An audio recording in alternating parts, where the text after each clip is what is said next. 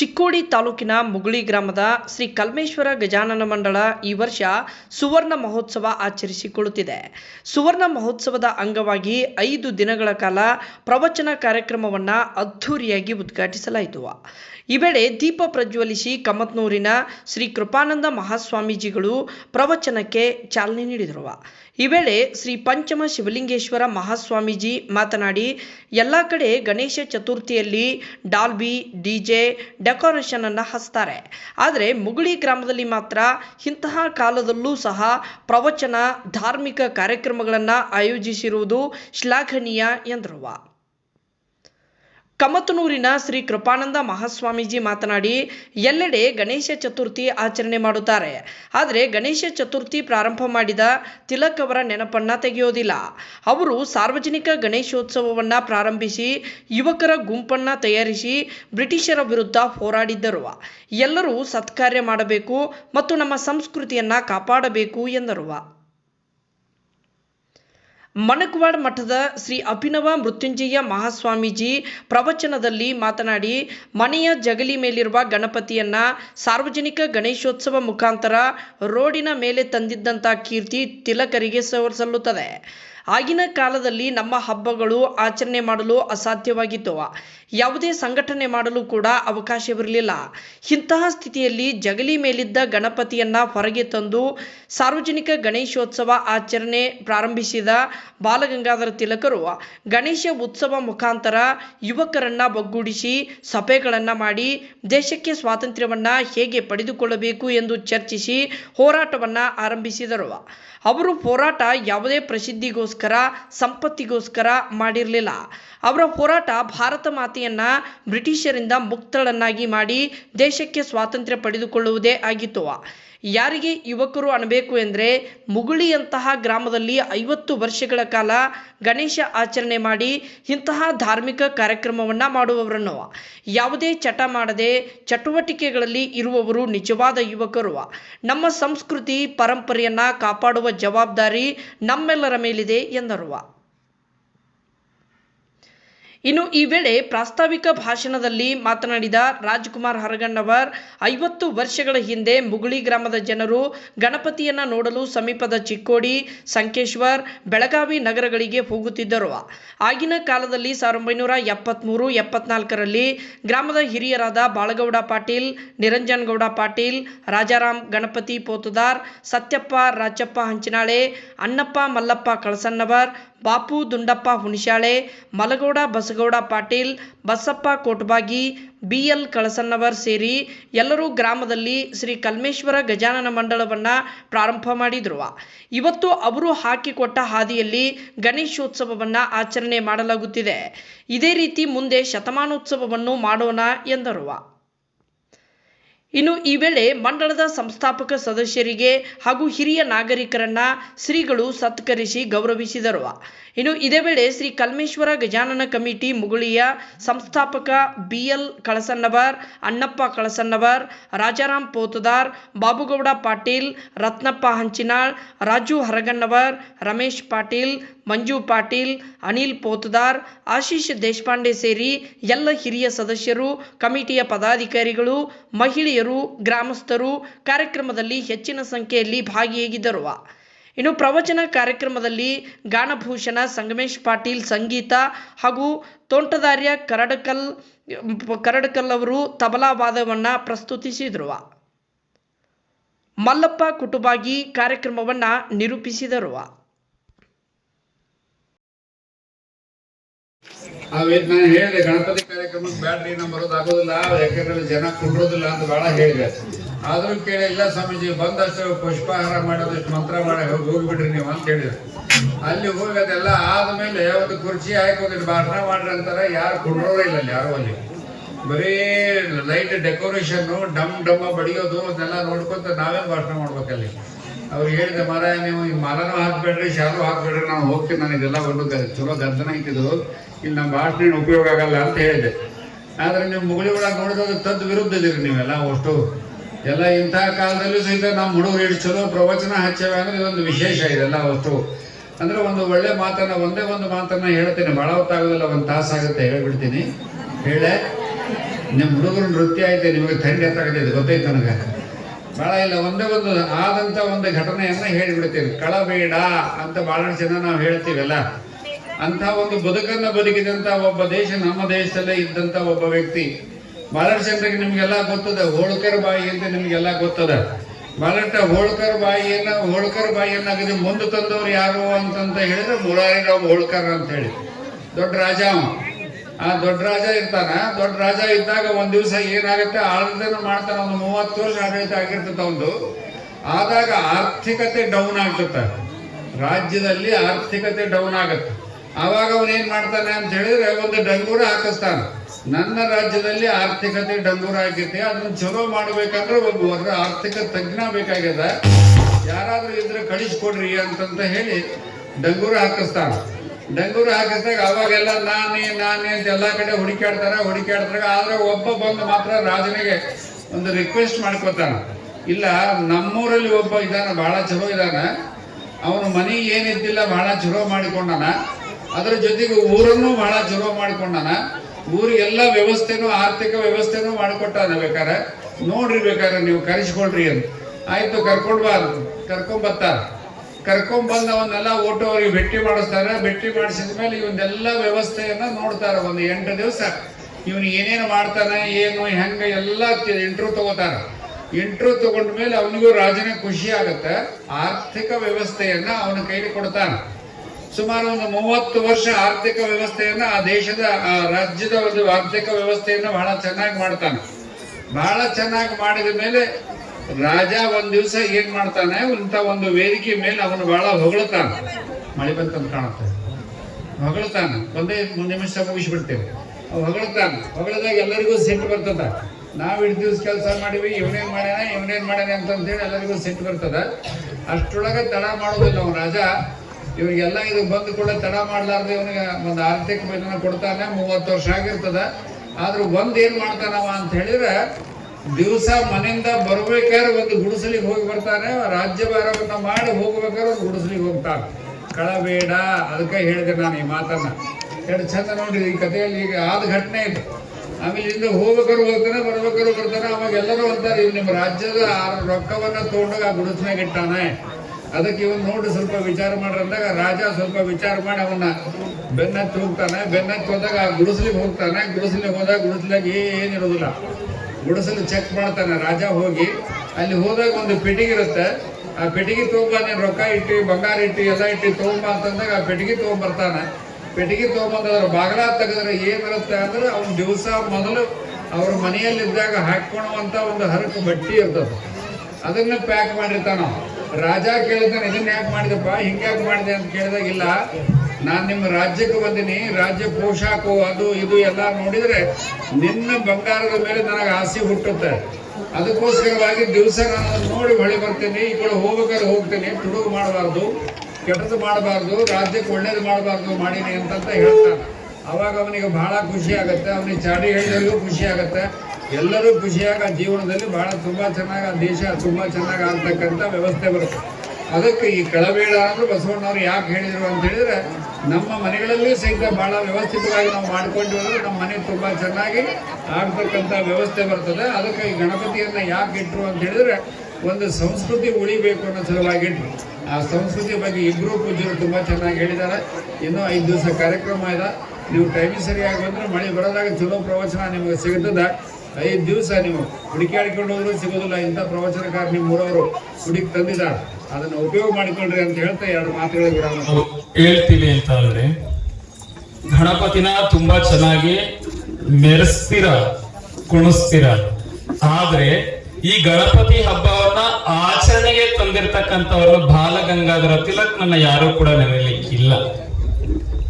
ಯಾಕಂತ ಅಂದ್ರೆ ಸ್ವತಂತ್ರ ಪೂರ್ವದಲ್ಲಿ ಬಾಲಗಂಗಾಧರ ತಿಲಕ್ ರವರು ಏನ್ ಈ ಕಡೆ ನಮ್ಮ ಬಲಭಾಗದಲ್ಲಿ ಕೂತಿರ್ತಕ್ಕಂಥ ಹಿರಿಯ ಜೀವಿಗಳನ್ನ ಏನಕ್ಕೋಸ್ಕರ, ಸ್ವತಂತ್ರಕ್ಕೋಸ್ಕರ ಸಂಘಟನೆ ಮಾಡಲಿಕ್ಕೋಸ್ಕರನೇ ಅವ್ರು ಏನ್ ಮಾಡ್ತಿದ್ರು ಅಂತ ಅಂದ್ರೆ ಗುಂಪನ್ನ ಮಾಡ್ತಾ ಇದ್ರು. ಆಗ ಗಣೇಶ ಹಬ್ಬವನ್ನ ವಿಜೃಂಭಣೆಯಾಗಿ ಮಾಡ್ಬೇಕು ಅಂತಕ್ಕಂಥದ್ದು ಕಾನ್ಸೆಪ್ಟ್ ಇದ್ದದ್ದು ಯಾರಲ್ಲಿ ಅಂತ ಅಂದ್ರೆ ಬಾಲಗಂಗಾಧರ್ ತಿಲಕ್ ಅವರ ಕಾನ್ಸೆಪ್ಟ್ ಆಗಿತ್ತು. ಇಂದಿನ ಯುವ ಜನಗಳಲ್ಲಿ ಹೇಗಿದೆ ಅಂತಂದ್ರೆ, ಹಿರಿಯವರನ್ನ ಮುಂದೆ ಮಾಡಿ ಕಿರಿಯವರು ಏನಿರ್ತೀರಿ ಅಂತಂದ್ರೆ ಅವ್ರಿಗೆ ಸಾಥ್ ಕೊಟ್ಟು ತುಂಬಾ ಅದ್ದೂರಿಯಾಗಿ ಮಾಡ್ತಕ್ಕಂಥದ್ದು ಗಣಪತಿ ಹಬ್ಬವನ್ನ. ಹಂಗಾಗಿ ಬಾಲಗಂಗಾಧರ ತಿಲಕ್ ಅವರನ್ನ ನೆನೆಸ್ಕೊಂಡು ಎಲ್ಲರೂ ಒಂದ್ಸಲ ಹೇಳ್ತೀರಲ್ಲ, ಓಂ ಶ್ರೀ ಗುರು ಬಸವಲಿಂಗಾಯ ನಮಃ.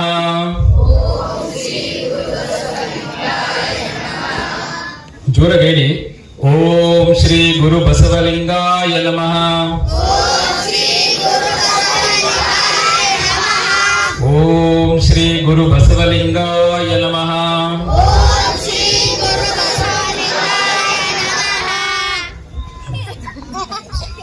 ಯು ಆರ್ ಲಾಫಿಂಗ್, ಮುಂದೆ ಕೂತ್ಕೊಂಡು ನಗ್ತಾ ಇದ್ದಾರೆ.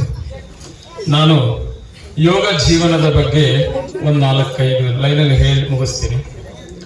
ಯೋಗ ಜೀವನ ಅಂದ್ರೆ ಹೇಗಿರ್ತದ ಅಂತ ಅಂದ್ರೆ, ಓರ್ವ ಗುರುಗಳ ಹಿತವಚನವನ್ನ ಕೇಳಬೇಕು ಅಂತಕ್ಕಂಥದ್ದು. ಎಲ್ಲ ಬಂದು ಕೂತಿದ್ದಾರೆ, ಸುತ್ತಲೂ ಎಲ್ಲ ಕುಳಿತಿದ್ದಾರೆ. ಅವ್ರ ಸುತ್ತಲೂ ಕೂಡ ವಿನಂತಿಸ್ಕೊಳ್ತಾರೆ. ಏನಂತ ವಿನಂತಿಸ್ಕೊಳ್ತಾರಂತ ಅಂದ್ರೆ, ಗುರುಗಳೇ ನಮ್ಗೆ ನೀವು ಹಿತೋಪದೇಶವನ್ನ ಮಾಡಬೇಕು ಅಂತಕ್ಕಂಥದ್ದನ್ನ ಕೇಳ್ಕೊಳ್ತಾರಂತೆ. ಒಬ್ಬ ಎಲ್ಲ ಶಿಷ್ಯವರ್ಗ ಎಲ್ಲ ಬಹಳ ಆಸೆಯಿಂದ ಕೇಳ್ತಾ ಇದ್ದಾರೆ. ಹಾಗಾಗಿ ನಾನು ಹೇಳ್ಬೇಕು ಅಂತಕ್ಕಂಥದ್ದು ಹಿರಿಯ ಗುರುಗಳಿಗೆ ಆಶೀರ್ವಾದ ಮಾಡಬೇಕು ಅಂತಕ್ಕಂಥದ್ದನ್ನ ಗುರುಗಳು ನಮಗೆ, ಯಾಕೆ ಶಿಷ್ಯವರ್ಗಕ್ಕೆ ಆಶೀರ್ವಾದ ಮಾಡ್ತಕ್ಕಂಥದ್ದು ಗುರುಗಳು. ಆಗ ಹೇಳ್ತಾರೆ, ನಾನು 2 ಮಾತ್ರ ಹೇಳೋದಲ್ಲೇ ಆ 2 ನೀವು ನೆನಪಿನಲ್ಲಿ ಇಟ್ಕೋಬೇಕು ಅಂತಕ್ಕಂಥದ್ದನ್ನ ಹೇಳ್ತಾರೆ ಗುರುಗಳೇ. ಹೇಳ್ತಕ್ಕಂಥದ್ದು ಏನ್ ಹೇಳ್ತಾರಂತ ಅಂದ್ರೆ, ಮರೆಯಬೇಕಾಗಿರ್ತಕ್ಕಂಥದ್ದು ಪ್ರತಿಯೊಬ್ಬ ಮನುಷ್ಯನು ಕೂಡ ಮರೆಯಬೇಕಾಗಿರ್ತಕ್ಕಂಥದ್ದು 2 ವಸ್ತುಗಳಿದ್ದಾವೆ. ಅದನ್ನ ನಾನು ಹೇಳ್ತೀನಿ, ಕೇಳು ಅಂತಕ್ಕಂಥದ್ದನ್ನ ಹೇಳ್ತಾರೆ. ಅದು ಏನಂತ ಅಂದ್ರೆ, ಯಾರಿಗಾದರೂ ನೀನು ಒಳ್ಳೆಯದನ್ನ ಮಾಡಿದ್ದರೆ ಮರೆ. ಇದು ನೆನ್ಪಿಟ್ಕೋಬೇಕು. ಯಾರಿಗಾದರೂ ನೀನು ಒಳ್ಳೆಯದನ್ನ ಮಾಡಿದ್ದರೆ ಮರೆ. ಇನ್ನೊಂದಿದೆ, 2ನೇದು ಯಾವುದು ಅಂತ ಅಂದ್ರೆ, ಯಾರಾದರೂ ನಿನಗೆ ಕೆಟ್ಟದನ್ನು ಮಾಡಿದರೆ ಅದನ್ನೂ ಕೂಡ ನೀನು ಮರೆ. ಯಾರಾದರೂ ಕೂಡ ನಿನಗೆ ಕೆಟ್ಟದನ್ನು ಮಾಡಿದ್ರು ಕೂಡ ಅದನ್ನೂ ಕೂಡ ಮರೆ ಅಂತಕ್ಕಂಥದನ್ನ 2 ಹೇಳ್ತಾರೆ. ಯಾವುದು ಮರೆಯಬೇಕಾಗಿರ್ತಕ್ಕಂಥದ್ದು? ಇದು ಯಾವುದು? ಈ 2 ಮರಿಬೇಕಂತೆ. ಮತ್ತೆ ನೆನಪಿನಲ್ಲಿ ಇಟ್ಕೋಬೇಕಲ್ಲ. ನೆನಪಿನಲ್ಲಿ ಇಟ್ಕೋಬೇಕಾಗಿರ್ತಕ್ಕಂಥದ್ದು ಯಾವುದು ಅಂತ ಅಂದ್ರೆ, ಈ ಜಗತ್ತಿನಲ್ಲಿ ಯಾವುದು ಕೂಡ ಸ್ಥಿರವಾಗಿಲ್ಲ. ಈ ಜಗತ್ತಿನಲ್ಲಿ ಯಾವುದು ಕೂಡ ಸ್ಥಿರವಾಗಿಲ್ಲ. ನಂಬೇಕಿರ್ತಕ್ಕಂಥದ್ದು ಯಾವುದು ಅಂತ ಅಂದ್ರೆ, ಕೀರ್ತಿ, ವಾರ್ತೆ, ಧನ ಕನಕ ಎಲ್ಲವೂ ಕೂಡ ನಶ್ವರವಾಗಿರ್ತಕ್ಕಂಥದ್ದಲ್ಲ. ಇದೆಲ್ಲ ಹೇಗಿದೆ ಅಂತಂದ್ರೆ ನಶ್ವರವಾಗಿರ್ತಕ್ಕಂಥದ್ದು. ಇದನ್ನ ಮರೆಯದಿರು. ಇದನ್ನ ಮರಿಬಾರ್ದಂತೆ. ಇದನ್ನ ಮರಿಬಾರ್ದು. ಇದನ್ನ ಅತಿ ಸರ್ವತ್ರ ವರ್ಜಯೇತ್. ಅತಿ ಸರ್ವತ್ರ ವರ್ಜಯೇತ್. ಯುವಕರೆಲ್ಲ ಅದನ್ನ ಕಿವಿ ಮೇಲೆ ಇಟ್ಕೋಬೇಕು. ಇದನ್ನ ಅಂದ್ರೆ ಇದು ಹೇಗಿದೆ ಅಂತ ಅಂದ್ರೆ, ಆಟ, ಊಟ, ಪಾಠ. ಅದಕ್ಕೆ ಈಗೆಲ್ಲ ಶಾಲೆಗಳಲ್ಲೆಲ್ಲ ಏನಾಗಿದೆ ಅಂತ ಅಂದ್ರೆ, ನಲಿಕಲಿ ಬಾಲ್ಯ ವ್ಯವಸ್ಥೆ ಒಳಗಡೆ ಇದೆಯಲ್ಲ, ಅದು ನಲಿಕಲಿ ವ್ಯವಸ್ಥೆ ಬಂದಿರೋದು ಅದಕ್ಕೋಸ್ಕರನೇ ಬಂದಿರ್ತಕ್ಕಂಥದ್ದು. ಆಟದ ಜೊತೆ ಒಳಗಡೆ ಪಾಠ ಅಂತಕ್ಕಂಥದ್ದು ಇಂದಿನ ಸರ್ಕಾರ ಮಾಡಿರ್ತಕ್ಕಂಥದ್ದು. ಮಕ್ಕಳಿಗೆ ಕಲಿಕೆಯ ಜೊತೆ ಒಳಗಡೆ ನಲಿಯುತ್ತ ಮಾಡಬೇಕು ಅಂತಕ್ಕಂಥದ್ದು. ಇದನ್ನ ಮರಿಬಾರ್ದಂತೆ. ಯಾವುದು? ಅತಿ ಸರ್ವತ್ರ ವರ್ಜಯೇ. ಇದು ಸಂಸ್ಕೃತ ಪದ. ಅದು ಏನ್ ಹೇಳುತ್ತಂತ ಅಂದ್ರೆ, ಆಟ, ಊಟ, ಪಾಠ, ಮತ್ತೆ ಪ್ರವಚನ, ಮತ್ತೆ ನೋಟ, ಎಲ್ಲದರಲ್ಲಿಯೂ ಕೂಡ ಏನಿರ್ಬೇಕು? ಮಿತಿ ಇರ್ಬೇಕಂತೆ. ಎಲ್ಲದರೊಳಗಡೆ ಏನ್ ಇಟ್ಕೋಬೇಕು ನಾವು? ಮಿತಿ ಇರಬೇಕು. ಮಿತಿ ಒಳಗಡೆ ಇದನ್ನ ಯಾವುದನ್ನು ಕೂಡ ಮರೆಯಬಾರದಂತೆ. ಮಿತಿಯಾಗಿ. ಅದಕ್ಕೆ ನಾವು ಒಂದು ಹೇಳ್ತೀವಿ, ಹಿತಭೃಕ್, ಮಿತಭೃಕ್, ಘೃತಭೃಕ್ ಅಂತಕ್ಕಂಥದ್ದು.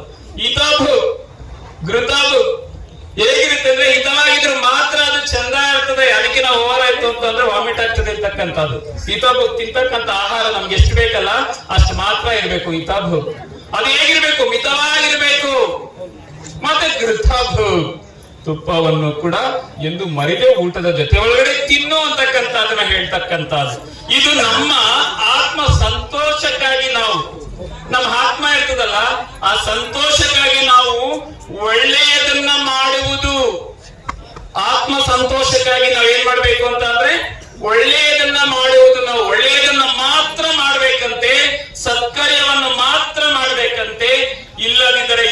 ಆಗ್ತದಂತ ಅಂದ್ರೆ ಮಾಡಿಯೂ ಕೂಡ ಮಾಡದಿದ್ದಂಗಾಗ್ತದಂತೆ. ಬಹಳ ಊರೊಳಗ ಗಣಪತಿ ಹಬ್ಬಕ್ಕೆ ನಾವು ಹೋಗ್ತೀವಿ. ಬಹಳ ಕಡೆ ಗಣಪನ ಇಟ್ಟಾರ.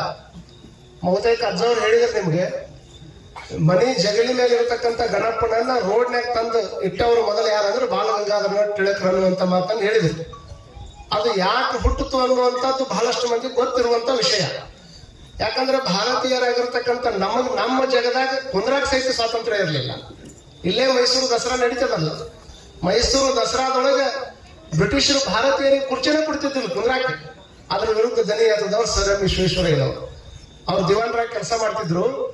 ನಮ್ಮ ದೇಶದ ದಸರಾದೊಳಗ ನಮ್ಮ ಜನ ನೋಡಕ್ ಬರುವಂತ ದಸರಾ ದರ್ಬಾರ್ನ ನಾವು ಕುರ್ಚಿ ಇಲ್ಲಾರ್ದಂಗ ನೆಲಕ್ಕೆ ಕುಂತು ನೋಡುವಂತ ಪರಿಸ್ಥಿತಿ ಐತಿ. ಬ್ರಿಟಿಷರೆಲ್ಲ ಕುರ್ಚಿ ಮೇಲೆ ಕುಂದಿರ್ತಾರ, ನಮಗ್ಯಾಕೆ ಕುರ್ಚಿ ಇಲ್ಲ ಅಂತ ತಿಳ್ಕೊಂಡು ಧ್ವನಿ ಎತ್ತಿದ್ರು. ನಮ್ಮ ದೇಶದ ಜನಕ್ಕೆ ಕುರ್ಚಿ ಮೇಲೆ ಕುಂದ್ರಾಕನು ಸಹಿತ ಹತ್ತಿರದೇ ಇರುವಂತ ಟೈಮ್ದೊಳಗೆ ಯಾವುದೇ ರೀತಿಯಾಗಿರ್ತಕ್ಕಂಥ ಸಂಘಟನೆಯನ್ನು ಮಾಡಬಾರದು ಅನ್ನುವಂತ ನಿರ್ಬಂಧನೆ ಇದ್ದಂತ ಟೈಮ್ದೊಳಗೆ, ಆ ಟೈಮ್ದೊಳಗೆ ಮನಿ ಒಳಗಿರ್ತಕ್ಕಂಥ ಜಗಲಿ ಮೇಲಿನ ಗಣಪವನ್ನ ಮೊಟ್ಟ ಮೊದಲು ಹೊರಗೆ ತಗೊಂಡ್ಬಂದು ಚೌಕಿನೊಳಗಿಟ್ಟು ಸಾರ್ವಜನಿಕ ಗಣೇಶೋತ್ಸವವನ್ನು ಆರಂಭ ಮಾಡಿದವರು ಬಾಲಗಂಗಾಧರ ತಿಳಕರ್ ಅನ್ನುವಂಥದ್ದನ್ನು ನಾವೆಲ್ಲರೂ ಅರ್ಥ ಮಾಡ್ತೀವಿ. ಉದ್ದೇಶ ಇಷ್ಟ. ಯಾವ ಉದ್ದೇಶಕ್ಕಾಗಿ ಮಾಡಿದರು? ಕೆಲವು ಮಂದಿ ಗೊತ್ತಿರ್ತದ, ಕೆಲವು ಮಂದಿ ಗೊತ್ತಿರೋದಿಲ್ಲ. ಹೇಗಾದ್ರೂ ಮಾಡಿ ಹೊರಗೆ ಗಣಪತಿಯನ್ನ ತೋರಿಸ್ಬೇಕು, ಹೊರಗೆ ಗಣಪನನ್ನ ತೋರಿಸಿ ಗಣಪತಿ ಹಿಂದೆ ಒಂದು ಮೀಟಿಂಗ್ ಮಾಡಬೇಕು, ನಮ್ಮ ದೇಶಕ್ಕೆ ಸ್ವಾತಂತ್ರ್ಯ ಹೆಂಗ ಪಡ್ಕೋಬೇಕು ಅಂತ ಅದರ ಉದ್ದೇಶ ಆಗಿತ್ತು. ಅವತ್ತಿನ ಎಲ್ಲಾ ಯುವಕರನ್ನ ಕೂಡಿಸ್ತಿದ್ರು, ದೇಶದ ಬಗ್ಗೆ ತಿಳುವಳಿಕೆಯನ್ನ ಹೇಳ್ತಿದ್ರು. ಹೇಳಿ ನಮ್ಮ ದೇಶದವನ್ನ ನಾವು ತೆಗೆದುಕೊಳ್ಬೇಕಾದ್ರೆ ಯಾವ ರೀತಿಯಾಗಿ ಹೋರಾಟ ಮಾಡಬೇಕು. ಅವರ ಹೋರಾಟ ಸಂಪತ್ತಿಗಾಗಿರಲಿಲ್ಲ, ಅವರ ಹೋರಾಟ ಪ್ರಸಿದ್ಧಿಗಾಗಿರಲಿಲ್ಲ, ಅವರ ಹೋರಾಟ ಕೀರ್ತಿ ವಾರ್ತೆಗಳಿಗಾಗಿರಲಿಲ್ಲ, ಅವರ ಹೋರಾಟ ಯಾವುದೇ ರಕ್ತಸಿಕ್ತ ಹೋರಾಟವಾಗಿರಲಿಲ್ಲ. ಅವರ ಹೋರಾಟ ಮಾತ್ರ ಯಾವ್ದಾಗಿತ್ತಂದ್ರೆ ಭಾರತ ಮಾತೆಯನ್ನು ಮುಕ್ತರನ್ನಾಗಿ ಮಾಡಿ ಸ್ವತಂತ್ರ ಪಡ್ಕೋಬೇಕನ್ನೋದು ಅಷ್ಟೇ ಆಗಿತ್ತೆ ಹೊರತಾಗಿ ಯಾವುದೇ ಪ್ರಸಿದ್ಧಿಗಾಗಿ ಹೋರಾಟವನ್ನ ಅವರು ಮಾಡಿರಲಿಲ್ಲ. ಆದ್ರೆ ಇವತ್ತು ವ್ಯತ್ಯಾಸ ಏನಾಗಿತ್ತಂದ್ರೆ ಯಾವ ಉದ್ದೇಶ ಕುಂದ್ರಪ್ಪ ತಿಳ್ಕೊಂಡ್ರು. ಈ ಬಾಳ ಊರಾಗ ನಿಮ್ಗೆ ಗೊತ್ತಿರಲಿ, ಈ ಏನ್ ನಡು ಬರ್ತಾರಲ್ಲ ಕನ್ನಡ ಶಾಲೆ ಹುಡುಗರು ಇರ್ಬೇಕಲ್ಲ ನಿಮ್ಮೂರಾಗ, ಅವ್ರು ಬಂದ್ ಕುಂತಾರ ಅವ್ರ ಅಂತ ತಿಳ್ಕೊತೀನಿ ನಾನು.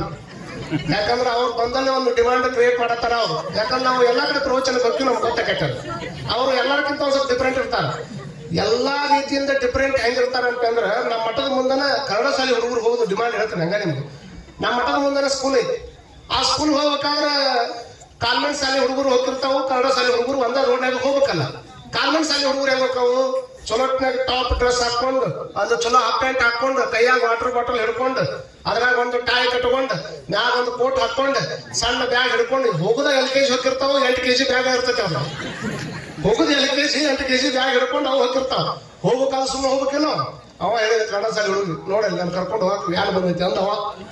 ನನ್ನ ಕರ್ಕೊಂಡು ಹೋಗಾಕ ವ್ಯಾನ್ ಬಂದೈತೆ ಅಂದ್ಬಿಡ್ಲೆ ಮತ್ತೆ ಕನ್ನಡ ಶಾಲೆ ಹುಡುಗನ್ ಡಿಮಾಂಡ್ ಅಂತದ ಅಂತ ಮಾಡ್ಲಿ. ಅವನು ಬ್ಯಾಗ್ ಒಂದ್ ಕಡೆ ಒಂದ್ ಏರಿರ್ತೈತಿ, ಒಂದ್ ಇಳಿದಿರ್ತೈತಿ, ಹಿಂಗ್ ಒಂದಿಟ್ಟು ಹರಿದಿರ್ತೈತಿ, ಅದನ್ನ ಕ್ಯಾಪ್ ಹಚ್ಕೊಂಡು ಹೋಗಿರ್ತಾನ ಇವ್ ನೋಡಾಕ. ಕನ್ನಡ ಶಾಲೆ ಹುಡುಗ ಅಂದ, ನಿನ್ನ ಕರ್ಕೊಂಡು ಹೋಗಾಕ ವ್ಯಾನ್ ಬರಾಕತ್ತದ, ನಿನ್ನ ಕರ್ಕೊಂಡು ಹೋಗಾಕ ವ್ಯಾನ್ ಬಂದ್ರೆ ನಾ ಸಾಲಿ ಒಲ್ಲೆ ಅಂತ ಮನ್ಯಾಗ ಮಕ್ಕೊಂಡ್ರ ಕಾಲ್ ಮೇಲೆ ಕಾಲ್ ಹಾಕೊಂಡು ಕುತ್ಕೊಂಡ್ರೆ ಸಾಲಿ ಹೆಡ್ ಮಾಸ್ತರ್ ನಾನು ಕರೆಯಾಕ ಕೊಡ್ತಾನೆ. ಇದು ನನ್ನ ತಕ್ಕ ತಂದ ಚಪ್ಪಾಳಿ ಹೊಡೆದಾಗೆಲ್ಲ ಕನ್ನಡ ಶಾಲೆಯವರ ನೀವು ಹಂಗ ಬರ್ತೈತೆ ಎಲ್ಲರಿಗೂ. ಇಟ್ಟು ಹೇಳಿಸ್ಕೊಂಡು ನೋಡ ಒಂದೇ ದಿವಸನ ಸ್ವಲ್ಪ ನಾಳಿಂದ ಈ ಕಡೆ ಬಂದ್ ಕುಂದ್ರಪ್ಪ, ದಿವಸದಿಂದ ಹೇಳೋದಾಗಿತ್ತು, ಇರೋದು 5 ದಿವಸ ಐತಿದ್ದು. ಕಾರಣ ಏನು ಅಂದ್ರೆ ಅವ ಈ ಕಡೆ ನೋಡ್ರಿ, ಈ ಕಡೆ ನೋಡ್ರಿ, ಈ ಕಡೆ ಅಷ್ಟ ಜನಕ್ಕಲ್ಲ ಸುಮ್ಮನೆ ಅಂದ್ರೆ ಸ್ವಾಮಿ ಚಲೋ ಹೇಳ್ತಾರೋ ಹೆಂಗ್ ಹೇಳ್ತಾರ ಅಂತ ಕೇಳಕ್ ಒಂದು ಹೇಳಿದ ಅಟ್ಟ. ಕಾರಣ ಇವತ್ತಿನ ಪರಿಸ್ಥಿತಿ ಒಳಗೆ ಏನಾಗ್ಬಿಟ್ಟದ ಅಂತಂದ್ರೆ, ಮುಂದೆ ಗಣೇಶ ಇರ್ತಾನೆ, ಮುಂದೆ ಗಣೇಶ ಇಟ್ಕೊಂಡು ಹಿಂದೆ ಬೇರೆ ಆಟಗಳನ್ನ ಆಡುವಷ್ಟು ಮಟ್ಟಿಗೆ ನಾವು ಉಪಯೋಗ ಮಾಡ್ಕೊಳಕತ್ತೀವಿ ಹೊರತಾಗಿ ನಿಜವಾದ ಈ ಗಣೇಶನ ಹಬ್ಬ ಯಾಕೆ ಬಂತು, ಯಾವ ಸಲುವಾಗಿ ನಾವು ಅದನ್ನ ಆಚರಣೆ ಮಾಡ್ಬೇಕು ಅನ್ನೋದನ್ನ ಬಹಳ ಮಂದಿ ಮರೆತಿದ್ರು.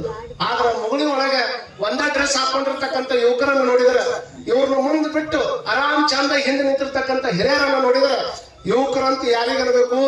ಬಹಳ ಮಂದಿ ಅಂತಾರ, ಅಜ್ಜಾರ 18 ವಯಸ್ಸಾದ ಮೇಲೆ 30 ವಯಸ್ಸಿನೊಳಗೆ ಯಾರು ಅದಾರ ಇವರೆಲ್ಲರೂ ಯುವಕರು ಅಂತ ಅಂತಿರೋದು ನೀವು. ಪೂರ್ಣರು ಅಂದ್ರೆ ಆಮೇಲೆ ಅಂದ್ರೆ ನಂಗೆ ಹೌದು. ಮತ್ತೆ 9 ಮೇಲೆ 10 ಆಗಕ್ ಬಂದೈತಿ. ಈಗ 10 ಆಗಕತ್ತದ. ಹಿಂದಿದ್ದ ಅಣ್ಣಗಳ ಅಜ್ಜಾರ 10 ಆಗಕತ್ತದ, ನನಗೆ ಗೊತ್ತಾಗ್ಯದ. ಆದರೂ ಸಹಿತ ಇದು ಇವತ್ತು ಪ್ರಾರಂಭ ಒಂದಿಷ್ಟು ಲೇಟ್ ಆಗಿದ್ದಕ್ಕೆ ಜಗದ್ಗುರು ಮಹಾಸನ್ನಿಧಿಯವ್ರ ಮಠದಾಗ ಜ್ಞಾನೋತ್ಸವ ಕಾರ್ಯಕ್ರಮ ಇರೋದ್ರಿಂದ ಅಲ್ಲಿ ಒಂದು ಅದ್ಭುತವಾಗಿರ್ತಕ್ಕಂಥ ಶೀರ್ಷಿಕೆ ಇತ್ತು. ಹಾಗಾಗಿ ಒಂದಿಷ್ಟು ಲೇಟ್ ಆಗಿದೆ. ಇವತ್ತೊಂದು ದಿವಸ ಮತ್ತೆ ನಾಳೆ ಆಗೋದಿಲ್ಲ. ವಿಚಾರ ಮಾಡಿ. ನಿಮಗೆಲ್ಲ ಗೊತ್ತಿರ್ಲಿ, ಯಾರಿಗೆ ಯುವಕರು ಅನ್ಬೇಕು ಅಂತಂದ್ರೆ 18ರಿಂದ 30 ವಯಸ್ಸಿನೊಳಗೆ ಇರ್ತಕ್ಕಂಥವ್ರೆಲ್ಲರೂ ಯುವಕರಾಗ್ಲಿಕ್ಕೆ ಸಾಧ್ಯ ಇಲ್ಲ. ಯಾರಿಗೆ ಯುವಕರು ಅನ್ಬೇಕು ಅಂತಂದ್ರೆ ಇದ್ದ ಪ್ಯಾಂಟಿಗೆ 9 ತೂತ್ ಹಾಕೊಂಡು ಅಡ್ಡಾಡೋರು ಯುವಕರು ಆಗಕ್ಕೆ ಆಗೋದಿಲ್ಲ. ಇದ್ದ ಸೈಲೆನ್ಸರ್ ಪಂಪ್ ಕಿತ್ತು ಬಟ್ ಬಟ್ ಬಟ್ ಅಂತ ಒದರ್ಸ್ಕೊಂತ ಅಡ್ಡಾಡ್ತಾರಲ್ಲ, ಇವ್ರು ಯುವಕರಾಗ್ಲಿಕ್ಕೆ ಸಾಧ್ಯ ಇಲ್ಲ. ಇದ್ದ ಕೊಳ್ಳಾಗಿನ ಲಿಂಗ ತೆಗೆದು ರೇಜರ್ ಬ್ಲೇಡ್ ಹಾಕೊಂಡು ಡಾನ್ ಅಂತ ಅನ್ಸ್ಕೊಂಡು ಅಡ್ಡಾಡ್ತಾರಲ್ಲ, ಇವ್ರು ಯಾರು ಯುವಕರಾಗ್ಲಿಕ್ಕೆ ಸಾಧ್ಯ ಇಲ್ಲ. ಇದ್ದ ತಲೆಯಾಗಿನ ಕೂದಲು ಬೆಳಗಾಗಕ್ಕಂತ ಹೇರ್ ಡ್ರೈ ತಗೊಂಡು ಬಂದು ಕರ್ರಂದು ಹಚ್ಕೊಂಡು ಕರ ಪಡ್ಕೊಂಡು ಅಡ್ಡಾಡೋರು ಯುವಕರಾಗ್ಲಿಕ್ಕೆ ಸಾಧ್ಯ ಇಲ್ಲ. ಮುಗುಳಿ ಅನ್ನುವಂತ ಸಣ್ಣ ಗ್ರಾಮದೊಳಗೆ 50 ವರ್ಷದಿಂದ ಮಾಡ್ಕೊಂಡು ಬಂದಿರತಕ್ಕಂತ ಗಣೇಶನ ಹಬ್ಬದೊಳಗೆ ನಿಂತುಕೊಂಡು ಒಂದು ಧಾರ್ಮಿಕ ಕಾರ್ಯ ಮಾಡ್ಬೇಕಂತ ಇಲ್ಲಿ ಹೇಳಿದ ನಿಮ್ಮ ಬಗ್ಗೆ ನಾನು ಎಷ್ಟು ಅವಸರ ಬಿದ್ದೀರಿ ನೋಡಿ. ಅಂದ್ರೆ ನಿಮ್ಗೆ ಹೊಳಾಕತ್ ಬಿಟ್ಲೆ ಅಷ್ಟೇ ಖುಷಿ ಆಕೈತೆ ಅಂತ ಕಾಣುತ್ತೆ. ಅಂದ್ರೆ ಇಂಥ ಒಂದು ಧಾರ್ಮಿಕ ಕಾರ್ಯಕ್ರಮದೊಳಗೆ ಎಲ್ಲವನ್ನ ಬದಿ ಹೊತ್ತಿ ಹಿರಿಯರನ್ನ ಹಿಂದಿರ್ಬೇಕು, ಗುರುಗಳನ್ನ ಮುಂದಿರ್ಬೇಕು, ಮಧ್ಯದೊಳಗೆ ನಿಂತುಕೊಂಡು ನಾವು ಧಾರ್ಮಿಕ ಕಾರ್ಯಕ್ರಮವನ್ನು ಮಾಡ್ತೀವಿ. ಚಟದೊಳಗಿರೋ ಯುವಕರಲ್ಲ, ಚಟುವಟಿಕೆ ಒಳಗಿರೋ ಯುವಕರು ಅಂತ ಸಾಬೀತು ಮಾಡಿರಲ್ಲ ಈಗ ಹುಡುಕರು. ಇದು ಬೇಕಾಗಿರುವಂತದ್ದು ನಮ್ಮ ನಾಡಿನಲ್ಲಿ. ಹಾಗಾಗಿ ಇವತ್ತಿನ ದಿವಸ ಅಜ್ಜವರು ಒಂದು ಚಲೋ ಮಾತನ್ನು ಹೇಳಿದ್ರು. ಅದ್ರ ಬಗ್ಗೆ 2 ಮಾತನ್ನು ಹೇಳಿಬಿಡ್ತೀನಿ ನಾನು. 4000 ಕಿತಾಬ್ ಪಡೋ 2 बात याद रखो. 4000 किताब पढ़ो, 4 बात याद रखो. उसने में 2 भूल जाओ, 2 याद रखो. 4000 ಪುಸ್ತಕಗಳನ್ನು ಓದುವುದಕ್ಕಿಂತ 4 ಮಾತುಗಳನ್ನು ತಲೆಯಾಗಿಟ್ಕೋಬೇಕಂತ. ಯಾವ 4 ಮಾತುಗಳಪ್ಪ? ಇಲ್ರಿ ಅಜ್ಜ 4 ಮಾತುಗಳನ್ನು ತಲೆಯಾಗಿಟ್ಕೊಳಕ್ ಆಗೋದಿಲ್ಲ ಅಂತಂದ್ರೆ 4 ಮಾತನಾಗ 2 ಬಿಟ್ಟು ಬಿಡು, 2ನೇ ಮಾತು ತಲೆಯಾಗಿಟ್ಕೋ ಅಂತ ಹೇಳ್ತಾರ. ಏನ್ ಮಾತು ತಲೆಯಾಗಿಟ್ಕೋಬೇಕು? ದೇವ್ರ ಇದಾನೆ, ಹುಟ್ಟದ ಒಂದ್ ದಿವಸ ಸಾಯ್ತಾನೆ. ಇದು ಮಸ್ಟ್ ಅಂಡ್ ಶುಡ್ ತಲೆಯಾಗಿಟ್ಕೋಬೇಕು. ದೇವ್ರದಾನ, ಅಮ್ಮ ಏನು ದೇವ್ರದಾನ, ಹುಟ್ಟದವ ಒಂದ್ ದಿವಸ ಸಾಯ್ತಾನೆ. ಇವತ್ತಿನ ಪ್ರವಚನದಾಗ ಏನ್ ತಿಳ್ಕೋಬೇಕು? ದೇವ್ರದಾನೆ, ಹುಟ್ಟದವ ಒಂದ್ ದಿವಸ ಸಾಯ್ತಾನ ಅಂತ. ಯಾರೇ ಇರಲಿ ಅವ್ರು ಒಂದ್ ದಿವಸ ಹೋಗತ್ತಾರ. ಇನ್ 2 ಮಾತುಗಳನ್ನು ಮರೆತು ಬಿಡ್ಬೇಕು ಅಂತ ಹೇಳ್ತಾರೆ. ಯಾವ 2 ಮರಿಬೇಕು ಅಂತಂದ್ರೆ, ನಿನಗೆ ಯಾರಾದ್ರೂ ಒಂದಿಷ್ಟು ಅಪಕಾರ ಮಾಡಿದ್ರೆ, ನೀ ಯಾರಿಗಾದ್ರೂ ಒಂದಿಷ್ಟು ಉಪಕಾರ ಮಾಡಿದ್ರೆ, ಅಪಕಾರ ಮಾಡಿದ್ದನ್ನು ನೆನಸ್ತಾ ಇಟ್ಕೋಬಾರ್ದು. ನೀ ಯಾರಿಗಾದ್ರೂ ಒಂದಿಷ್ಟು ಉಪಕಾರ ಮಾಡಿದ್ದು ಹಣಗಳನ್ನ ಅವ್ನು ಮಾಡದೆ ಅದನ್ನು ಅನ್ಬಾರ್ದು. ಅವ ಮುಂದೆ ಬಂದಾಗಲೆಲ್ಲ ಇವ ನನಗೆ ಹಿಂಗ್ ಮಾಡಿದ ಅಂತ ಅನ್ಕೋಬಾರ್ದು. ಇವ್ ಯಾರು ಮರಿಬೇಕು? ದೇವ್ರು ಇದಾನೆ, ಹುಟ್ಟದ ಒಂದ್ ದಿವಸ ಸಾಯ್ತಾನೆ. ಇಷ್ಟು ಸತ್ಯವನ್ನು ನಾವೆಲ್ಲರೂ ತಲೆಗೆ ಇಟ್ಕೊಳ್ಬೇಕಾಗ್ತದೆ. सिनेमा थिएटर मध्ये चित्र दिसतोय, पण ऑपरेटर कधी दिसत नाही. सिनेमा थिएटर ನೊಳಗೆ ಎಲ್ಲರೂ ಸಿನಿಮಾ ಹೋದಂತ ರೂಢಿ ಐತಿ ನಿಮಗೆಲ್ಲ. ಸಿನಿಮಾ ಹೋದವ್ರು ಗೊತ್ತಾಗ್ತದ. ಸಿನಿಮಾ ಥಿಯೇಟರ್ ನೊಳಗೆ ಹೋಗಿ ಕುಂತಾಗ ಚಿತ್ರ ಕಾಣ್ತದ. ನಮ್ಗೆ ಬಹಳ ಚಂದ ಚಿತ್ರಗಳು ಕಾಣ್ತಾವ. ಚಿತ್ರ ಕಾಣಬೇಕಾಗಿತ್ತು ಅಂತಂದ್ರೆ ಅದನ್ನ ಹಿಂದೆ ಒಬ್ಬ ಆಪರೇಟರ್ ಅದಾನೆ ಇಲ್ಲೋ ಹೇಳ್ಬೇಕು, ನನಗೆ ಹೇಳ್ಬೇಕು. ಆಪರೇಟರ್ ಅದಾನೆ ಇಲ್ಲಪ್ಪ. ಆಪರೇಟರ್ ಇಲ್ಲ ಅಂದ್ರೆ ಚಿತ್ರ ಕಾಣ್ತದನು? ಕಾಣಂಗಿಲ್ಲ. ಹೆಂಗ ಸಿನಿಮಾ ಥಿಯೇಟರ್ದೊಳಗೆ 3 ತಾಸಿನ ಚಿತ್ರ ನಮಗೆ ಪರದೆ ಮೇಲೆ ಕಾಣಕತ್ತದ ಅಂತಂದ್ರೆ ಆ ಆಪರೇಟರ್ ಒಬ್ಬ ಇರ್ಲಿಲ್ಲ ಅಂತಂದ್ರೆ ಆ ಚಿತ್ರ ಹೆಂಗ ಕಾಣೋದಿಲ್ಲಲ್ಲ. ಹಂಗೆ ಜಗತ್ತಿನ ಚಿತ್ರವನ್ನು ನವೀನಿನಳು, ವಿಚಿತ್ರವನ್ನು ಗಗನದಳು. ಎಷ್ಟು ಚಂದ ಹೇಳ್ತಾನೆ ಸರ್ವಜ್ಞ ಕವಿ. ಚಿತ್ರವನ್ನು ನವೀನಿನಳು, ವಿಚಿತ್ರವನ್ನು ಗಗನದಳು ತುಂಬಿದವರಾರು. ನವೀನಿನೊಳಗೆ ಬಣ್ಣ ತುಂಬಿದವರು ಯಾರು? ವಿಚಿತ್ರವನ್ನ ಗಗನದೊಳಗೆ ತುಂಬಿಟ್ಟವ್ರು ಯಾರು? ಬಹಳ ಮಂದಿ ಗೊತ್ತಿರ್ಲಿ. ಭೂಮಿ ಅಟ್ಟ ಬಹಳ ಶ್ರೇಷ್ಠ ಅಂತ ತಿಳ್ಕೊಂಡಿವ್ ನಾವು. ಇವತ್ತು ಸುನಿತಾ ವಿಲಿಯಮ್ಸ್ ಅನ್ನುವಂತ ಒಬ್ಬ ಹೆಣ್ಮಗಳ, ನೀವೆಲ್ಲ ಬೇಕಾದ್ರೆ ವಾಟ್ಸಪ್ ನಾಗ ತೆಗೆದು ವಿಚಾರ ಮಾಡ್ಕೊಂಡು, ಭೂಮಿ ಬಿಟ್ಟು 400 ಕಿಲೋಮೀಟರ್ ದೂರ ಅದಾಳೆ. ಎಷ್ಟು? ಭೂಮಿ ಬಿಟ್ಟು 400 ಕಿಲೋಮೀಟರ್ದೊಳಗೆ ISS ಅಂತ ತಿಳ್ಕೊಂಡು, ಇಂಡಿಯಾ ಏನೋ ಇಂಟರ್ನ್ಯಾಷನಲ್ ಸ್ಪೇಸ್ ಸೆಂಟರ್ ಅಂತ ತಿಳ್ಕೊಂಡು ಒಂದು ದೊಡ್ಡ ಸ್ಪೇಸ್ ಸೆಂಟರ್ ಅಂತ ಮಾಡ್ಯಾರ. ISS ಅಂತ ಕರೀತಾರ. ಯೂಟ್ಯೂಬ್ ನಾಗ ಹೊಡೆದು ನೋಡಿ. ಸುನಿತಾ ವಿಲಿಯಮ್ಸ್ ಅನ್ನುವಂತ ಹೆಣ್ಮಗಳನ್ನ ನಾಸಾದವರು ಕೇವಲ 1 ವಾರದ ಮಟ್ಟಿಗೆ ಅಲ್ಲಿ ಕಳಿಸಿದ್ರೆ ನಾವು 1 ಹಗಲ 1 ರಾತ್ರಿ ನೋಡ್ತೀವಿಲ್ಲ. ಆದ್ರೆ ಆ ಸ್ಪೇಸ್ ಸೆಂಟರ್ ಒಳಗೆ ಇರ್ತಕ್ಕಂಥ ಸುನಿತಾ ವಿಲಿಯಮ್ಸ್ 7 ರಾತ್ರಿ ನೋಡ್ತಾಳ, 7 ಹಗಲಿ ನೋಡ್ತಾಳ. ಮಲ್ಮಾರ್ ಅಂತ ತಿಳ್ಕೊಂಡು ಅವ್ರ ಕೂಟ ಹೋದಂತ ವ್ಯಕ್ತಿ 7 ಹಗಲ 7 ರಾತ್ರಿ ಅಷ್ಟು ಸ್ಪೀಡ್ ನೊಳಗೆ ಭೂಮಿಯನ್ನ ಸುತ್ತಿರ್ತದ. ಅದು ಅಂತದ್ರೊಳಗೆ ಇರ್ತಕ್ಕಂಥ ಸುನಿತಾ ವಿಲಿಯಮ್ಸ್ ಯಾರೋ ಒಬ್ರು ಹೋಗ್ಬೇಕಾದ್ರೆ ಒಂದು ಪ್ರಶ್ನೆಯನ್ನ ಕೇಳಿದ್ರು. ನೀವಿಷ್ಟು ದೂರ ಹೊಂಟಿರಿ ಭೂಮಿ ಬಿಟ್ಟು. ಕಲ್ಪನಾ ಚಾವ್ಲಾ ಅದೇ ಟೈಪ್ ಹೋಗಿದ್ಲು. ಹೊಳಿ ಬರ್ಬೇಕಾದ್ರೆ ಏನಾಯ್ತು? ಅದು ಸ್ಫೋಟ ಆಗಿ ಅವ್ರು ಭೂಮಿ ಮುಟ್ಟಕ್ ಆಗ್ಲಿಲ್ಲ. ಅಂತದ್ದೇ ಒಂದು ಕಾರಣ ಈ ಮತ್ತೊಮ್ಮೆ ಸಂಭವಿಸಬಾರದು ಅನ್ನುವಂತ ಕಾರಣಕ್ಕೆ ಇವತ್ತಿನ ದಿವಸ ಸುನಿತಾ ವಿಲಿಯಮ್ಸ್ 1 ವಾರ ಅಂತ ಹೋದಂತ ಹೆಣ್ಮಗಳ ಬಹುತೇಕ ಇವತ್ತು ಒಂದು 3 ತಿಂಗಳ ಆಗಕ್ ಬಂತು, ಇನ್ನೂ ಅಲ್ಲೇ ಅದ. ಇನ್ನೂ ಅಲ್ಲೇ ಅದ, ಇನ್ನೂ ಜೀವಂತದ. ಆಕಿನ ಕರೆ ತರಬೇಕಾದಂತ ಪ್ರಯತ್ನ ನಡೆದ. ಆ ಹೆಣ್ಮಗಳಿಗೆ ಒಂದು ಮಾತನ್ನ ಕೇಳಿದ್ರು, ಇಷ್ಟು ದೊಡ್ಡ ಧೈರ್ಯ ಮಾಡಿ ಒಬ್ಬ ಹೆಣ್ಮಗಳಾಗಿ ನೀವು ಅಲ್ಲಿ ಮಟ್ಟ ಹೊಂಟಿರಲ್ಲ. ಆಕಿ ಭಾರತ ದೇಶದ ಗುಜರಾತಿ ಮೂಲದವಳು, ಅವರಪ್ಪ ದೊಡ್ಡ ಡಾಕ್ಟರ್. ಆ ವ್ಯಕ್ತಿಗೆ ಒಂದು ವಿಚಾರ ಹೇಳ್ತಾಳೆ, ಏನ್ ಚಲೋ ಮಾತು ಹೇಳ್ತಾಳಂದ್ರೆ, ನನಗಿಷ್ಟು ಧೈರ್ಯ ಎಲ್ಲಿಂದ ಬಂದದ ಅಂತಂದ್ರೆ, ನನಗ ಅಧ್ಯಯನ ಮಾಡಿರುವಂತದ್ದು ಒಂದು ಕಡೆ ಧೈರ್ಯ ಆದ್ರೆ, ಪ್ರಾಕ್ಟೀಸ್ ಮಾಡಿದ್ದು ಇನ್ನೊಂದು ಕಡೆ ಧೈರ್ಯ ಆದ್ರೆ, ಇನ್ನೊಂದು ನನ್ನ ಧೈರ್ಯಕ್ಕೆ ಅತೀವಾಗಿರ್ತಕ್ಕಂಥ ಕಾರಣ ಏನು ಅಂದ್ರೆ, ಒಂದು ಪುಟ್ಟ ಭಗವದ್ಗೀತೆ, ಒಂದು ಪುಟ್ಟ ಗಣೇಶನನ್ನ ನನ್ನ ಹತ್ರ ಇಟ್ಕೊಂಡು ಹೊಂಟೀನಿ. ಇವ್ರ ಮಟ್ಟ ನನಗೆ ಏನಾಗುದಿಲ್ಲ ಅನ್ನುವಂಥ ಭಾವನೆ. ಒಬ್ಬ ಸೈಂಟಿಸ್ಟ್ ಆಗಿರ್ತಕ್ಕಂಥ ವಿಜ್ಞಾನ ಒಂದು ಜೋನ್ ಚಪ್ಪಾಳಿ ಹೊಡ್ರೆ ಏನಾಗುದಿಲ್ಲ. ಈ ಚಪ್ಪಾಳಿನ ಹೇಳಿ ಹೊಡಿಸ್ಬೇಕು, ಬನ್ನಿ ಮುರಾಗ ಹೊಡಿಬೇಕು. ಯಾವಾಗ ಒಂದು ಚಪ್ಪಾಳಿ ಹೊಡಿ, ಒಂದು ಚಪ್ಪಾಳಿ ಹೊಡಿಬೇಕು. ನಗು ಮುಂದೆ ನಗು ನಕ್ಕು ಬಿಡ್ಬೇಕು ಚಂದಾಗಿ. ಬಾಳ ಮಂದಿ ಏನ್ ಮಾಡಾಕತ್ತಾರ, ನಗು ಮುಂದ್ ನಗಂಗಿಲ್ಲ, ಅಳು ಮುಂದ್ ಅಳಂಗಿಲ್ಲ. ಹಿಂಗಾಗಿ BP ಶುಗರ್ ಅವ್ರಿಗೆ ಬರಾಕತ್ತಾವ. ಒಟ್ಟ ಮನಿ ಮುಂದೆ ಒಟ್ಟ ಯಾರು ಬಂದ್ರು ಒಟ್ಟ ನಗಲಾರ್ದಂಗೆ ಇರ್ತಾರೆ ಇಷ್ಟು ಮಂದಿ. ಯಾಕಾದ್ರೂ ಕರ್ಕೊಂಡ್ಬರ್ರಿ, ಗಂಟು ಮಗ ಹಾಕೊಂಡು ಕುಂತ್ರ ಅಂದ್ರೆ ಹಾಸ್ಪಿಟಲ್ ಪೇಷಂಟ್ ಮಾತಾಡ್ಸಕ್ ಹೋಗಿದ್ರೆ ಹೆಂಗ್ ಇರ್ತಾರ ನೋಡ್ರಿ. ಹಾಸ್ಪಿಟಲ್ ಪೇಷಂಟ್ ಮಾತಾಡ್ಸಕ್ ಹೋದ್ರೆ ಹೆಂಗ್ ಕುಂತಿರ್ತಾರೆ, ಇವ್ರು ನೋಡಿ ಅವರ ಸತ್ತಿರ್ಬೇಕು, ಹಂಗ ಕುಂತಿರ್ತಾರೆ ಇವ್ರು. ಏನೇನಿಲ್ಲ ಕೆಲಸ, ಒಂದಿಷ್ಟು ಚಂದ ನಕ್ಕೊಂತ ಮಾತಾಡ್ಕೊಂತ. ಅಗದಿ ಜೀವನ ಅಂದ್ರೆ ನಕ್ಕೊಂತ ಕುಂದ್ರೋದೇ ಹೊರತಾಗಿ ಬಿಕ್ಕೊಂಡು ಕುಂದ್ರೋದಲ್ಲ. ನಕ್ಕೊಂತ ಕುಂದ್ರಬೇಕ್ರಿ. ಅಂತ ಕಷ್ಟನ ಬರಲಿ, 100 ನೋವುಗಳ ನುಂಡು ನಗುತ್ತಲಿರುವ ಆತ. ಯಾರು ಸಂತ ಅಂತ ಯಾರಿಗಂತಾರೆ, ಮನುಷ್ಯ ಅಂತ ಯಾರಿಗಂತಾರೆ. 100 ನೋವು ನಿನ್ನ ಒಳಗಿದ್ರು ಸಹಿತ ಹೊರಗಿನ ಜಗತ್ತಿಗೆ ನಕ್ಕೊಂತನ ಕುಂದ್ರುವಂತ ತಾಕತ್ ಯಾರಿಗೈತಿ, ಅವ ಮಾತ್ರ ಜಗತ್ತಿನ ಸುಖಿಯಾಗಿ ಬದುಕಾಕತ್ತೆ. ಹೊರತಾಗಿ ಇದ್ದು ಸುಖ ಎಲ್ಲ ಹಾಳುಗೆಡ್ಕೊಂಡು ಮಂದಿ ಮುಂದೆ ಗಂಟು ಮಕ್ಕ ಹಾಕೊಂಡು ಕುಂದ್ರವ್ರು ಯಾರು ಕೂಡ ದೊಡ್ಡವರಾಗ್ಲಿಕ್ಕೆ ಸಾಧ್ಯ ಇಲ್ಲ. ಕೆಲವು ಮಂದಿ ಒಟ್ಟ ಯಾರು ಏನ್ ಹೇಳಿದ್ರು ನಗಂಗಿಲ್ಲ ಅಂತ ಹೇಳಿಂಗ ನಿಮ್ಗೆ ಒಟ್ಟ ನಗಂಗಿಲ್ಲ. ಅವ್ರು ಬೇಕಾದ್ರೆ ಬೇಕಂತ ಹೇಳಿ ಅವ್ರು ಒಟ್ಟ ನಗಂಗಿಲ್ಲ. ನಮ್ಮ ಕಡೆ ಒಂದು ಕಾಮನ್ ಐತಿ, ನಗಿಸಿದ್ರು 1 ಲಕ್ಷ ರೂಪಾಯಿ ಬಹುಮಾನ. ಎಷ್ಟು ಪೇಪರ್ ನೋಡಿರ್ಬೇಕು ನೀವು, ಯಾರು ಹೇಳ್ಯಾರ ನಾನೇ ಒಂದು ಕಡೆ ಐತಲ್ಲ ಅಲ್ರಿ. ಆ ಕಾಮನ್ ಅಂದ್ರೆ ಕಾಮನ್ ಟೈಪ್ ಮನುಷ್ಯನ ಕುಂದಿರ್ಸಿರ್ತಾರ. ಅವ್ರನ್ನ ಏನಾರ ಮಾಡಿ ನಗಿಸಿದ್ರು 1 ಲಕ್ಷ ರೂಪಾಯಿ ಬಹುಮಾನ ಐತಿ. ಮತ್ತೆ ಕರೆ ಇದ್ದಿದ್ದು ಹೇಳಕತ್ತೀನಿ ನಾನು. ಮತ್ತೆ ನಗಲಾರ್ದಂಗ್ ಕುಂದಿರ್ತಾವ ಅಂದ್ರೆ ಮತ್ತೆ ಹೆಂಗಿರ್ಬೇಕು. ಅದಕ್ಕೆ ತರುಣ ಸಾಗರ್ ಜಿ ಅಂತ ಒಬ್ಬರು ಮಹಾರಾಜ ಜೈನ ಮುನಿಗಳವರು, ಅವ್ರೊಂದು ಚಲೋ ಮಾತು ಹೇಳಿದ್ರು. ಯಾರೋ ಒಬ್ರು ಕೇಳಿದ್ರು ಅವ್ರಿಗೆ, ಸ್ವಾಮೀಜಿ ತುಮಚ ಅಡ್ರೆಸ್ ಪುಟ್ಟ ಹೈ, ನಿಮ್ಮ ಅಡ್ರೆಸ್ ಎಲ್ಲಿ ಐತಿ, ನಿಮ್ಗೆ ಭೇಟಿ ಆಗಕ್ಕೆ ಬರ್ಬೇಕಾದ್ರೆ. ಅವಾಗ ಅವ್ರು ಉತ್ತರ ಏನು ಹೇಳಿದ್ರು ಗೊತ್ತ, ನನಗೆ ಹಾಕೊಳಕ್ ಡ್ರೆಸ್ ಇಲ್ಲ, ತಿಳಿದೈತಿ ನಿಮ್ದು, ನನಗೆ ಹಾಕೊಳಕ್ ಡ್ರೆಸ್ ಇಲ್ಲ, ಅಡ್ರೆಸ್ ಎಲ್ಲಿ ಅಂತ ಹೇಳಿ ಅಂದ್ರೆ ಅವ್ರು. ನಾ ಇದ್ದಿದ್ದ ನನ್ನ ಅಡ್ರೆಸ್, ನಾ ಎಲ್ಲಿ ಇರ್ತೀನಿ ಅಲ್ಲ ನನ್ನ ಅಡ್ರೆಸ್ ಅಂತೆ. ಅವ್ರೊಂದು ಚಲೋ ಮಾತು ಹೇಳ್ಯಾರ, ಯಾರ ನಗಲಾರ್ದಂಗ್ ಕುಂತಾರಂದ್ರ, ನಗಲಾರ್ದಂಗ್ ಕುಂತವ್ರಿಗೆ ಮತ್ತೆ ನಕ್ಕೊಂತ ಕುಂತವ್ರಿಗೆ ಅಲ್ಲಿದ್ದ ನಗಲಾರ್ದಂಗ ಕುಂತಾರ ಅಂತಂದ್ರ ಮನೆಯಾಗ ಇದ್ದಿದ್ದು ಹೂವು ಬೇರೆ ಅಲ್ಲ. ಹೋದ ಮೇಲೆ ಲಾಸ್ಟಕ್ಕೆ ಹೋಯ್ತಾರೆ, ಎಲ್ಲಿ ಹೋಯ್ತಾರೆ ನಿಮ್ಮೂರಾಗ ಎಲ್ಲಿ ಹೋಗ್ತಾರ್ರಿ? ಏನಂತಾರ ಅದಕ್ಕೆ ನೀವು ಸಮಾಧಿ? ಏನೋ ಒಂದು ತಿಳ್ಕೊಪ್ಪ. ಯಾಕಂದ್ರೆ ನಮ್ಮ ಊರ್ ಕಡೆ ಒಂದು ಅಂತಾರ, ನಿಮ್ಮ ಊರ್ ಕಡೆ ಒಂದು ಅಂತಾರ. ಒಟ್ಟು ಲಾಸ್ಟ್ಗೆ ಒಂದು ವಿಮಾನ ಮಾಡ್ತಾರಲ್ಲ, ನಮ್ದು ಒಂದು ತಯಾರಾಕತ್ ಗಾಡಿ. ಎಷ್ಟು ಚಲೋ ತಯಾರಾಕತ್ ಅಂತೀರಿ ನೀವು. ಬೊಂಬಿನ ಕಾರ, ಅದ್ರ ಹೆಸರು ಬೊಂಬಿನ ಕಾರ. 4 ಮಂದಿ ಡ್ರೈವರ, ಒಬ್ಬರ ಪ್ಯಾಸೆಂಜರ. ಏನು ಕೆಲಸನೇ ಇಲ್ಲ, ಅಗದಿ ಚಂದ ಹೊಟ್ಟಿರ್ತೈತಲ್ಲ. ಈ ಕಾರ್ನಲ್ಲಿ ಡೈರೆಕ್ಷನ್ ಕೊಡಕ್ ಒಬ್ಬರು ಇರ್ತಾರ, ಅಲ್ಲಿ 4 ಮಂದಿ ಇರ್ತಾರ. ಮತ್ತ 4 ನಿಮಿಷಕ್ಕೊಂದು ಚೇಂಜ್ ಹಾಕೊಂತಿರ್ತಾರ ಅವರು ಡ್ರೈವರ್. ಎಷ್ಟು ಚಂದ ಕಾರ್ನ ಹೋಗು ಬರ್ತೈತಿ ನೋಡು ಅವಾಗದು. ಆದ್ರೆ ಅಂತದ್ದೇನು ಜಲ್ದಿ ಬರೋದು ಬೇಡ. ಆದ್ರೆ ಇಲ್ಲಿ ಹೇಳ್ಬೇಕಾಗಿರುವಂತದ್ದು ಏನು ಅಂತಂದ್ರೆ, ಲಾಸ್ಟ್ನೇಕ್ ಹೋಗಿ ಸ್ಮಶಾನವಾಗಿರ್ತಾವಲ್ಲ, ಅವು ಒಂದರ ನಕ್ಕವಣೆ ಅಂತ ಹೊರಗೆ ಬಂದೇವ, ಒಂದು ನಕ್ಕಿನಲ್ಲ. ಅದಕ್ಕೆ ಮನೆಯಾಗ ಯಾವ ನಗಲಾರ್ದಂಗ್ ಕುಂತಾವ ಅಂತಂದ್ರೆ, ಮನ್ಯಾಗ ಕುಂತಿದ್ವು ಅಲ್ಲ, ಸ್ಮಶಾನದಾಗ ಕುಂತಿದ್ವು ಅವು ಬೇರೆ ಅಲ್ಲ, ಮನ್ಯಾಗ ಕುಂತಿದ್ವು ಇವು ಬೇರೆ ಅಲ್ಲ ಅಂತ ಅವ್ರು ಹೇಳ್ಯಾರ. ಏನಂತೀರ ನೀವು? ಕಾರಣ ಇಷ್ಟೇ ಹೇಳುವಂಥದ್ದು, ನಗ್ತಾ ಇರಬೇಕು ಮನುಷ್ಯ.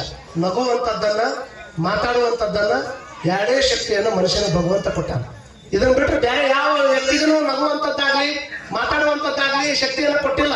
ಯಾವ್ದಾದ್ರು ಪ್ರಾಣಿ ನಿಮ್ಮ ನೋಡಿ ನಕ್ಕೈತೇನಪ್ಪ? ಯಾವ್ದಾದ್ರು ಪ್ರಾಣಿ ನಕ್ಕೈತೇನಮ್ಮ? ನಕ್ಕಿಲ್ಲ.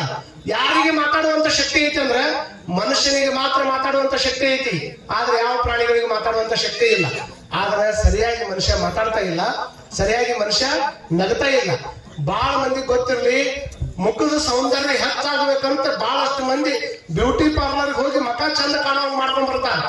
ಆದ್ರೆ ಒಂದು ಸತ್ಯ ಎಲ್ಲರಿಗೂ ಗೊತ್ತಿರ್ಲಿ, ಬ್ಯೂಟಿ ಪಾರ್ಲರ್ ಹೋಗಿ 3 ತಾಸು ಚಂದಾಗಿ ನೀವು ಕಾಣ್ದಂತೆ ತಿಳ್ಕೊಂಡು 3,000 ರೂಪಾಯಿ ರೊಕ್ಕ ಕೊಟ್ಟು ಅಲ್ಲಿ ಮೇಕಪ್ ಮಾಡಿಸ್ಕೊಂಡು ಬಂದ್ರೆ ಕೇವಲ 30 ನಿಮಿಷ ಅಷ್ಟ ಮಂದಿ ಮುಂದೆ ಚಂದ ಕಾಣಕ್ ಆಗ್ತದ.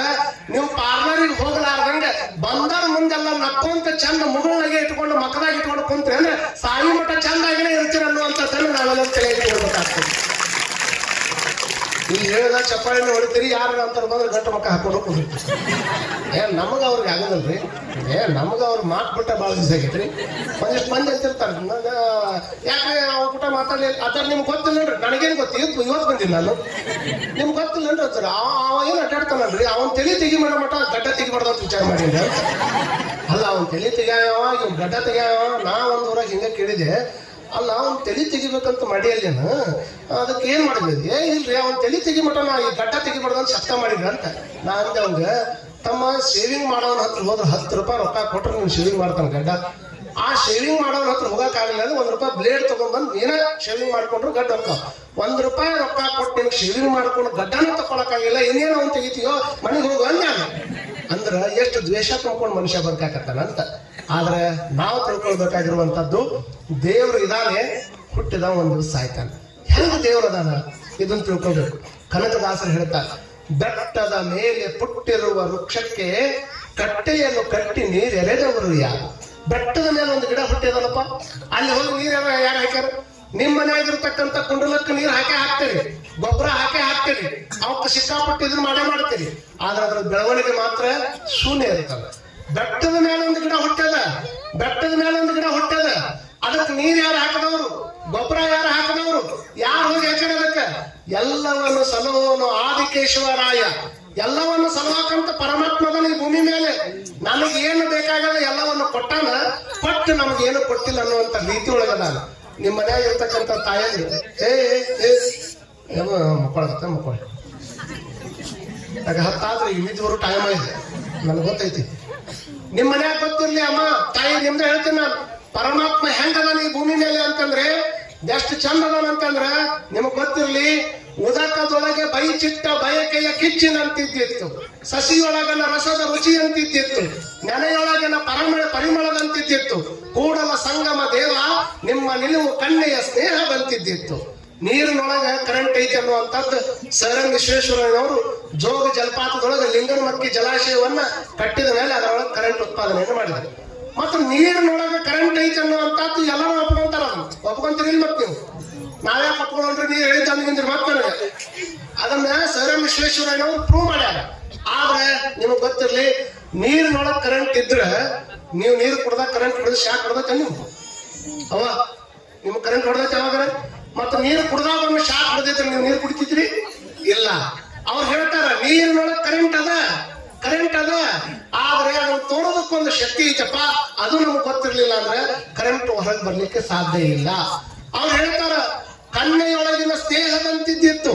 ಒಂದು ಪುಟ್ಟ ಹುಡುಗಿದ್ಲು ಅಂತಂದ್ರೆ ಅವಳು ದೊಡ್ಡವಳಾದ ಮೇಲೆ, ಅವಳು ಮದುವೆ ಆದ ಮೇಲೆ ಅವಳ ಗರ್ಭದೊಳಗೆ ಒಂದು ಕೂಸು ಹುಟ್ಟುತ್ತನ್ನೋ ಸತ್ಯ ಎಲ್ಲರಿಗೂ ಗೊತ್ತದ.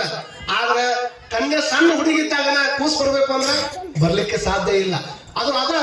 ಅದ್ರೊಳಗ ಅವ್ಯಕ್ತ ಆಗಿ ಹೆಂಗ ಐತಲ್ಲಪ್ಪ, ಹಂಗ ಸಸಿ ಒಳಗನ ರಸದ ರುಚಿ ಅಂತಿದ್ದಿತ್ತು.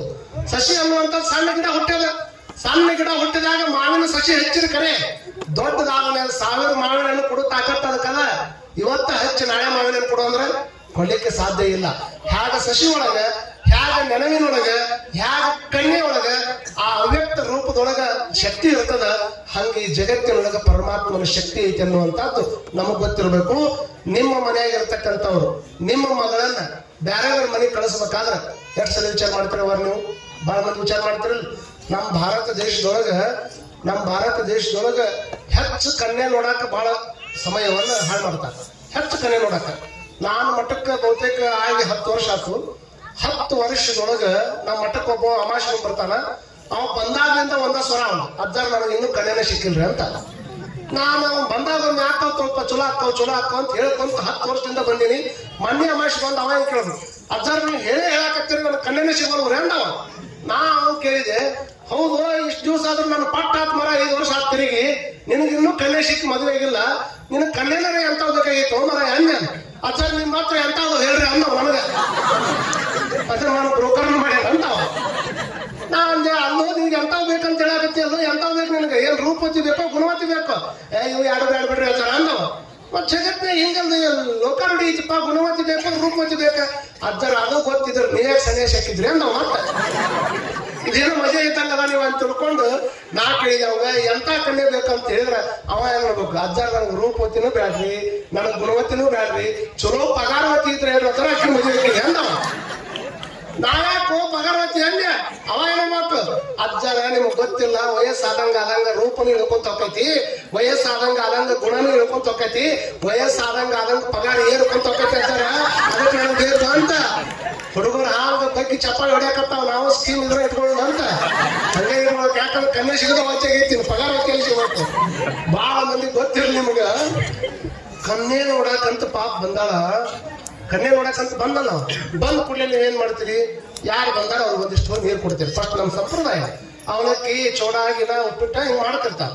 ಕನ್ಯೆ ನೋಡಾಕಂತ ತಿಳ್ಕೊಂಡು ಆ ಹುಡುಗ ಬಂದ ಕೂಡಲೇನ ಅವ್ರ ತಾಯಿ ಬಂದಲ್ಲ, ಅವ್ರ ತಾಯಿ ಬಂದ ಕೂಡಲೇನ ನೋಡ್ತಾಳ ಹುಡುಗನ್ನ ನೋಡಿದ ಕೂಡಲೇನ ಅಮ್ಮ ಈ ಕಡೆ ನೋಡ್ರಿ, ನಾನ್ ನೋಡ್ರಿ ನಿಮ್ಮ ಹುಡ್ರ ಅವೆಲ್ಲೇ ಇಲ್ಲಿ ಕನ್ಯೆ ನೋಡಾಕಂತ ಅವ ಹೋದ್ರ ಕುಂದ್ಸ ಅಲ್ಲೇ ಕುಂದ್ಸ ಏನಾಗ ಗಲಾಟೆ ಮಾಡಬಾರ್ದು. ಆತಿಂದ 10 ನಿಮಿಷ ಕನ್ಯೆ ನೋಡಾಕಂತ ತಿಳ್ಕೊಂಡು ಆ ಹುಡುಗ ಬಂದ್ರ ಹುಡುಗನ ನೋಡಾಕಂತ ಆ ಹುಡುಗಿ ತಾಯಿ ಹೊರಗೆ ನೀರ್ ತಗೊಂಡ್ಬಂದಾಳ. ಬಾಳ ಮಜಾ ಐತಿ ಕೇಳ್ರಿ ನೀವು. ಯಾವಾಗ ನೀರ್ ತಗೊಂಡು ಬಂದಾಳ, ತಗೊಂಡು ಬಂದು ಹಿಂಗ್ ಕೊಡ್ಬೇಕನ್ನೋದ್ರಾಗ ಹುಡುಗನ್ ನೋಡಿದ್ನಲ್ಲ, ಮೂರ್ಛೆ ಬಂದು ತಳಗ ಬಿದ್ಲಿಕ್ಕೆ ಬೇಹುಷ ಆದ್ಲು, ಪ್ರಜ್ಞೆ ತಪ್ಪಿದ ಕೂಡಲೇ ಎಲ್ಲಾರು ಓಡಿ ಬಂದು ಮಖಕ್ಕೆ ನೀರು ಹೊಡೆದು ಎಬ್ಸಿದ್ರಕ್ಕಿನ್ನ. ಯಾಕೆ ಹುಡುಗ ತಪ್ಪದಾನಂತ ನೋಡ್ಕೊಂಡು ತಳಗ ಬಿದ್ದೇನು ಇಲ್ಲ ಅನ್ಲಕ್ಕಿ, ಯಾಕೆ ಹುಡುಗ ಕರಗದಾನಂತ ನೋಡಿ ಬಿದ್ದೇನು ಇಲ್ಲ ಅನ್ಲಕ್ಕಿ. ಮತ್ತು ಹುಡುಗನ ನೋಡಿದ ಕೂಡಲೇ ನೀ ಯಾಕೆ ತೆಳಗ ಬಿದ್ದೆ ಅಂದ್ರೆ 25 ವರ್ಷದಿಂದ ಇದನ್ನ ನನ್ನ ನೋಡಾಕ್ ಬಂದಿತ್ತು, ಇನ್ನು ಕನ್ಯೆನೇ ಸಿಕ್ಕಿದಂತ. ಮತ್ತಿದ್ರ ಮೇಲೆ ಲೆಕ್ಕ ಹಾಕ್ರಿ ನೀವು. ನೋಡೋರ್ ಕಷ್ಟ ಹೆಂಗೈತಿ, ಆಗೋರ್ ಕಷ್ಟ ಹೆಂಗೈತಿ ಅನ್ನುವಂಥದ್ದು ಅದನ್ನ ಹೇಳಕತ್ತೀನಿ. ಇಲ್ಲಿ ನಿಮ್ಮ ಮನೆಯಾಗಿರ್ತಕ್ಕಂಥ ಒಬ್ಬ ಮಗಳನ್ನ ಬೇರೆ ಊರಿಗೆ ಕಳಿಸ್ಬೇಕಾದ್ರೆ ಎಷ್ಟು ವಿಚಾರ ಮಾಡ್ತಿರಲ್ಲಮ್ಮ, ಅವ ನೌಕರಿದವ ಇರಬೇಕು, ಅವ ಚಂದ ನೌಕರಿ ಮಾಡ್ತಿರ್ಬೇಕು, ಮತ್ತೆ ಮ್ಯಾಗ ಹೊಲ ಇರ್ಬೇಕು. ಬರೀ ಹೊಲ ಇದ್ರೆ ನಡೆಯಂಗಿಲ್ಲ, ನೌಕರಿ ಇರ್ಬೇಕವ. ಬಾಳ ಮಂದಿ ರೈತರಿಗೆ ಕನ್ಯೆ ಕೊಡ್ಲಾರ್ದಕ್ಕ ರೈತರು ಕೃಷಿ ಇಲಾಖೆ ಮಂತ್ರಿಗೆ ಪತ್ರ ಬರೆಯಕತ್ತಾರ. ಎಲ್ಲಕ್ಕೂ ಗ್ಯಾರಂಟಿ ಸ್ಕೀಮ್ ತಂದಂಗ ರೈತರಿಗೆ ಕನ್ಯೆ ಕೊಡ್ಬೇಕು ಅನ್ನುವಂತ ಒಂದು ಸ್ಕೀಮ್ ತಗೊಂಡ್ರಿ. ನಮ್ಮ ಪರಿಸ್ಥಿತಿ ಬಹಳ ಕೆಟ್ಟಾಗೈತೆ ಅಂತ ಪತ್ರ ಯಾರು ನಡೆದವಿಲ್ಲಪ್ಪ. ಮತ್ ನಾವ್ ಹೇಳಿದ ಸುಳ್ಳು ಆಗ್ಬಾರ್ದು. ಆದ್ರೆ ಒಂದು ಸತ್ಯ ಗೊತ್ತಿರ್ಲಿ, ಬಾಳ ಮಂದಿ ಗೊತ್ತಿರ್ಲಿ, ನಮ್ಮ ನಾಡಿನೊಳಗೆ ಸದ್ದ 5G ನಡೆಯಕತ್ತದ. ಏನ್ ನಡೆಯಕತ್ತದ? 5G ನಡೆಯಕತ್ತದ. ಇನ್ನು ಸ್ವಲ್ಪ ದಿವಸ ಬಿಟ್ರೆ 6G ಕೊಡ್ತಾರ, ಇನ್ನು ಸ್ವಲ್ಪ ದಿವಸ ಬಿಟ್ರೆ 10G ಮಟ ಹೋಗುತ್ತ. 5G ಕೊಡೋರದಾರ, 6G ಕೊಡೋರದಾರ, ಸ್ವಲ್ಪ ದಿವಸ ಬಿಟ್ರೆ 10Gನೂ ಕೊಡೋರದಾರ. ಆದ್ರೂ ಹುಟ್ಟಿದಾಗಿಂದ ಹೇಳ್ಕೊಂಡು ಸಾಯಿ ಮಠ ಹೊಟ್ಟಿಗೆ ಗಂಜಿ ಕೊಡೋರು ನಮ್ಮ ನಾಡಿನ ರೈತರು ಅನ್ನುವಂಥದ್ದನ್ನ ನಾವೆಲ್ಲ ತಲೆಗಿಟ್ಕೊಳ್ಬೇಕಾಗ್ತದೆ. ಅಂತ ರೈತರಿಗೆ ಕನ್ಯೆ ಕೊಡಾದ್ರೆ ಇನ್ಯಾರಿಗೆ ಕೊಡಕ್ಕಾಗ್ತದ? ಅವಾಗ ಇಷ್ಟೆಲ್ಲ ವಿಚಾರ ಮಾಡ್ತೀನಂದ್ರ ಒಬ್ಬ ಮಗಳನ್ನ ಬೇರೆದವರು ಊರಿಗೆ ಕಳಿಸಬೇಕಾದ್ರೆ ಇಷ್ಟು ವಿಚಾರ ಮಾಡ್ಬೇಕಾದ್ರೆ ಇನ್ನ ಭಗವಂತ ಎಷ್ಟು ವಿಚಾರ ಮಾಡಿರ್ಬೇಕು ಅಪ್ಪ, ಎಷ್ಟು ವಿಚಾರ ಮಾಡಿರ್ಬೇಕವ. ನನ್ನ ಮಕ್ಕಳು ಬದುಕೋದಕ್ಕಾಗಿ ಭೂಮಿ ಬೇಕು, ನನ್ನ ಮಕ್ಕಳು ಬದುಕೋದಕ್ಕಾಗಿ ನೀರು ಬೇಕು, ನನ್ನ ಮಕ್ಕಳು ಬದುಕೋದಕ್ಕಾಗಿ ಗಾಳಿ ಬೇಕು, ನನ್ನ ಮಕ್ಕಳು ಬದುಕೋದಕ್ಕಾಗಿ ಪಂಚಭೂತಗಳು ಎಲ್ಲ ಬೇಕಂತ ತಿಳ್ಕೊಂಡು ಎಲ್ಲಾ ಚಂದ ಸೃಷ್ಟಿ ಮಾಡಿ ಚಂದ ಬದುಕಂತ ತಿಳ್ಕೊಂಡು ಚಲೋ ಬದುಕನ್ನ ಕೊಟ್ಟ ನಮ್ಮಲ್ಲಿ ಕಳಿಸಾನಲ್ಲ. ಇದಕ್ಕರ ಆ ಗಣಪನ ಮುಂದೆ ಹೋಗಿ ಒಂದು ಉದನ್ ಕಟ್ಟಿ ಹಚ್ಚಿ ಒಂದು ಹೂ ಇಟ್ಟು ನೀ ಕೊಟ್ಟ ಜೀವನವನ್ನ ನಿನಗೆ ಅರ್ಪಿತ ಮಾಡ್ತೀನಿ ಹೊರತಾಗಿ ಬೇರೆ ಯಾರಿಗಿನ ಅರ್ಪಿತ ಮಾಡಂಗಿಲ್ಲ ಅನ್ನುವಂತ ಭಾವಕ್ಕೆ 50ನೇ ವರ್ಷದ ಸಂಭ್ರಮ ನಿಮ್ಮೂರಾಗ ನಡೆದೈತೆ ಅನ್ನುವಂಥದ್ದನ್ನ ಈ ಸಂದರ್ಭದೊಳಗೆ ಬಹಳಷ್ಟು ಖುಷಿಯಿಂದ ಹೇಳೋದಕ್ಕೆ ಇಚ್ಛೆಪಡ್ತೇನೆ. ಇಷ್ಟೇ, ಬೇರೆ ಏನೂ ಅಲ್ಲ. ದೇವ್ರಿದಾನೆ, ದೇವ್ರ ಅದಾನಂತ ಇಷ್ಟೆಲ್ಲ ನಡೆದದಮ್ಮ. ದೇವ್ರ ಅದಾನ ಅಂತ ಇಷ್ಟೆಲ್ಲ ನಡೆದದ. ಗಾಳಿ ಮಹತ್ವ ಗೊತ್ತಾಗಿದ್ದೆ ಯಾವಾಗ? ಕರೋನಾ ಟೈಮ್ದಾಗ ನಿಮ್ಗೆಲ್ಲ ಗೊತ್ತೈತಲ್ಲ. ಕರೋನಾ ಟೈಮ್ದೊಳಗೆ ದೇವ್ರು ಏನು ವರ ಕೊಟ್ಟಾನಂತ ಬಹಳ ಮಂದಿ ವಿಚಾರ ಮಾಡ್ತಾರೆ. ಕೆಲವು ಮಂದಿ ಫಸ್ಟ್ ಅಪ್ಲೈ ಮಾಡ್ತಾರೆ, ದೇವ್ರಿಗೆ ಅಪ್ಲೈ ಮಾಡ್ತಾರೆ. ಅಪ್ಲೈ ಅಂದ್ರೆ ಏನು? ಅವ್ರು ಇವ್ರು ಹೇಳೋಕ್ಕಿಂತ ಮುಂಚೆಕ್ಕೆ ಅವ್ರ ಕಂಪೌಂಡರ್ ಮುಂದೆ ವಾಕಿಂಗ್ ಮಾಡ್ದಂಗೆ ಮಾಡಿ ಅವ್ರ ಗಿಡದಾಗಿನ ಹೂ ತಗೊಂಡು ಬಂದು ದೇವ್ರಿಗೆ ನೀವು ಏರಿಸ್ತೀರಿ. ಎದ್ದ ಮೇಲೆ ಅವ್ರು ನಿಮಗೆ ಏರಿಸ್ತಾರೆ ಹೂವ. ನಗಾಕತ್ತಿರಲ್ಲ ನೀವೆಲ್ಲ ಏರಿಸಿದವ್ರು ಅಂತ ನಮಗೆ ಕನ್ಫರ್ಮ್ ಆಗಾಕತ್ತೈತಿ. ಹಂಗ ಹೆಂಗ್ ಬರ್ತದ? ಯಾವ ಹೂ ಏರಿಸ್ಬೇಕನ್ನೋದ್ರಾಗ ಗದ್ದಲ ಮಾಡ್ಕೊಂತಾರೆ ಬಹಳ ಮಂದಿ. ಅದನ್ನ ತರುಣ್ ಸಾಗರ್ಜಿ ಹೇಳ್ತಾರೆ, ಅರಳಿರುವಂತ ಹೂವನ್ನ ಬಾಡಿರುವಂತ ಮನಸ್ಸಿನಿಂದ ಇರಿಸೋದ್ರ ಪ್ರಯೋಜನ ಇಲ್ಲ. ಅದೇ ಬಾಡಿರುವಂತ ಹೂವನ್ನ ನಿನ್ನ ತೆರೆದ ಅರಳಿರುವಂತ ಮನುಷ್ಯನಿಂದ ಗಣಪತಿ ಪಾದಕ್ಕೆ ಇಡಬೇಕೆ ಹೊರತಾಗಿ ನೀ ಆವಾಲಿ ಏರಿಸ್ತೀಯೋ, ಗುಲಾಬಿ ಏರಿಸ್ತೀಯೋ, ಕಾಕಡ ಏರಿಸ್ತೀಯೋ, ಪಾಕಡ ಏರಿಸ್ತೀಯೋ ಏನೂ ಸಂಬಂಧ ಇಲ್ಲ. ನಿನ್ನ ಮನಸ್ಸು ಅರಳಿರ್ಬೇಕಲ್ಲ. ಅರಳಿರುವಂತ ಹೂವನ್ನ ಅವ್ರು ಮುಂದಿಡುದು. ಗಾಳಿ ಮಹತ್ವ ಯಾವಾಗ ಗೊತ್ತಾತು ಅಂದ್ರೆ ಕರೋನಾದಾಗ ಎಷ್ಟು ಮಂದಿ ಅಂತಾರ, ಇಷ್ಟು ವರ್ಷ ಆದ್ರೆ ನಾ ದೇವ್ರ ಮುಂದೆ ದೀಪ ಹಚ್ಚಕತ್ತೀನಿ, 10-12 ವರ್ಷ ಆಗ್ಯದ ದೀಪ ಹಚ್ತೀನಿ, ಒಟ್ಟ ದೇವ್ರು ನಮ್ಮ ಕಡೆ ಮಠ ಮಾಡವಲ್ರಿ, ನನ್ನ ಕಣ್ ಬಿಟ್ಟು ನೋಡವಲ್ರಿ. ನಾ ಕುಂತವ್ರು ಕೇಳ್ತೀನಿ, ಅವ ಕಣ್ಣು ಬಿಟ್ಟು ನೋಡಿಲ್ಲ ಅಂದ್ರೆ ನಾವೆಲ್ಲಿ ಇರ್ತಿದ್ವಿ ಅಂತೀವಿ ನಾವು. 12 ವರ್ಷದಿಂದ ದೀಪ ಹಚ್ಚಾಕತ್ತೀವ್ರಿ ಅಂತ. 12 ವರ್ಷದಿಂದ ದೀಪ ಹಚ್ಚಾಕತ್ತೀವಿ ಅಂತ ನಾವು ಹೇಳಕತ್ತೀವಲ್ಲ, ವಿಚಾರ ಮಾಡ್ಕೊಡ್ರಿ. ನಾ ಹಾಕಿದ್ ಎಣ್ಣೆ ಎಷ್ಟು, ನಾ ಹಾಕಿದ್ ಬತ್ತಿ ಎಷ್ಟು. ಇಟ್ಟ ಎಣ್ಣೆ ಇಟ್ಟ ಬತ್ತಿ ಹಾಕಿ ಒಂದು ಸುತ್ತು ತುರಿಗೆ ಇನ್ನೊಂದ್ ಸುತ್ತು ಹೋಗೋದ್ರಾಗ ನಮ್ದು ಎಣ್ಣೆ ಮುಗಿದಿರ್ತೈತೆ ಅಲ್ಲಿ. ಇಟ್ಟು ಎಣ್ಣೆ ಹಾಕಿ 12 ವರ್ಷ ಆದ್ರೆ ನಾ ದೀಪ ಹಚ್ಚಕತ್ತೀನಿ ಅಂತ ನಾವ್ ಹೇಳ್ತೀವಿ ಅನ್ನೋದಾದ್ರ, ಎಂದ ಜಗತ್ತು ಹುಟ್ಟ್ಯದ ಅಂದ ಸೂರ್ಯ ಅನ್ನುವಂತ ದೀಪ ಹಚ್ಚಿಟ್ಟಾನ, ಎಂದ ಜಗತ್ತು ಹುಟ್ಟ್ಯದ ಅಂದ ಚಂದ್ರ ಅನ್ನುವಂತ ದೀಪ ಹಚ್ಚಿಟ್ಟಾನ. ಇವು ಯಾವ ದೀಪಗಳಿಗೆ ಯಾರು ಹೋಗಿ ಎಣ್ಣೆ ಹಾಕಿಲ್ಲ, ಯಾರು ಹೋಗಿ ಬಟನ್ ಹಾಕಿಲ್ಲ, ಯಾರು ಹೋಗಿ ಇದಕ್ಕೆ ಟೈಮ್ ಸೆಟ್ ಮಾಡಿಲ್ಲ. ತನ್ನಷ್ಟಕ್ಕೆ ತಾನೇ ಜಗತ್ತು ಬೆಳಗುವಂತ ದೀಪವನ್ನ ಪರಮಾತ್ಮ ಹಚ್ಚಿಟ್ಟಾನ ಅಂದ್ರೆ ಅದ್ರ ಮುಂದೆ ನಮ್ಮ ದೀಪದ ಅವಶ್ಯಕತೆ ಅವನಿಗೆ ಇಲ್ಲ ಅನ್ನುವಂತ ಸತ್ಯವನ್ನ ನಾವೆಲ್ಲರೂ ತಲೆಯಾಗಿ ಇಟ್ಕೊಳ್ಬೇಕಾಗ್ತದ. ಆ ಕರುಣೆ ನಮ್ಮ ಮೇಲೆ ಭಗವಂತಂದ. ಎಷ್ಟೋ ಮಂದಿ ನೀವು ಹೋಗ್ರಿ, ದೊಡ್ಡ ದೊಡ್ಡ ಹಾಸ್ಪಿಟಲ್ ಹೋಗ್ರಮ್ಮ, ನಿಮ್ಮ ಪಕ್ಕದಾಗ ಚಿಕ್ಕೋಡಿ ಐತಲ್ಲ, ಚಿಕ್ಕೋಡಿ ಹಾಸ್ಪಿಟಲ್ನಾಗ ಹೋಗ್ರಿ ನೀವು. ಎಷ್ಟೋ ಮಂದಿ ಕಾಲು ಕಳ್ಕೊಂಡಾರ, ಎಷ್ಟೋ ಮಂದಿ ಕೈ ಕಳ್ಕೊಂಡಾರ, ಎಷ್ಟೋ ಮಂದಿ ಕಣ್ಣು ಕಳ್ಕೊಂಡಾರ, ಎಷ್ಟೋ ಮಂದಿ ಕಣ್ಣು ಕೈ ಕಳ್ಕೊಂಡು, ಎಷ್ಟೋ ಮಂದಿ ಡಯಾಲಿಸಿಸ್ ಒಳಗಾಗಿ ರಕ್ತ ತೆಗೆಸ್ಕೊಂತಾರ, ರಕ್ತ ಹಾಕಿಸ್ಕೊಂತಾರ. ಇಷ್ಟೆಲ್ಲರ ಮಧ್ಯದೊಳಗೆ ಮುಗುಳಿ ಗ್ರಾಮದೊಳಗೆ 50ನೇ ವರ್ಷದ ಗಣಪನ ಸಂಭ್ರಮದೊಳಗೆ ಮನಪಾಡ ಸ್ವಾಮಿಗಳು ಹೇಳುವಂತ 5 ದಿವಸದ ಪ್ರವಚನದ ನುಡಿಗಳನ್ನ ಕೇಳಾಕ, ಜಗದ್ಗುರು ಮಹಾಸನ್ನಿಧಿ ಅವರ ಆಶೀರ್ವಚನ ಕೇಳಾಕ, ಚಲೋ ಕೈಯ, ಚಲೋ ಕಾಲ, ಚಲೋ ದೇಹ ಎಲ್ಲಾ ಇಟ್ಟು ಊಟದ ಟೈಮ್ದಾಗ 2 ಮಾತು ಕೇಳುವಷ್ಟು ಮಟ್ಟಿಗೆ ಸದೃಢ ದೇಹ ನಿಮ್ಗೆ ಕೊಟ್ಟಾನ ಭಗವಂತ ಅಂದ್ರೆ ಇದಕ್ಕಿಂತ ದೊಡ್ಡ ವರ ಇನ್ಯಾವ್ದು ಕೊಡ್ಬೇಕು ಅನ್ನುವಂಥದ್ದನ್ನ ಸ್ವಲ್ಪ ಅವಲೋಕನ ಮಾಡ್ಕೋಬೇಕು ನಾವೆಲ್ಲ. ಇದನ್ನು ಬಿಟ್ಟು ಬೇರೆ ಯಾವುದು ಇಲ್ಲ ಅನ್ನುವಂಥದ್ದು. ಹೀಗಾಗಿ ಕರೋನಾ ಮಹತ್ವ ತಿಳಿತಲ್ಲ. ಒಂದು ಆಕ್ಸಿಜನ್ ಬಾಟ್ಲಿ 28 ಸೆಕೆಂಡ್ ಗಾಳಿ ಕಟ್ಟಾಗಿದ್ದಕ್ಕಮ್ಮ ಚಾಮರಾಜನಗರ ಮೈಸೂರು ಹತ್ರ ಪೇಪರ್ನಾಗೆಲ್ಲ ನೋಡ್ರಿಲ್ಲ, 28 ಸೆಕೆಂಡ್ ಗಾಳಿ ಕಟ್ ಆಗಿದ್ದಕ್ಕ ಎಷ್ಟೋ 30-32 ಮಂದಿ ಪ್ರಾಣ ಹೋಗ್ಬಿಡ್ತು. ಬರೀ 28 ಸೆಕೆಂಡ್.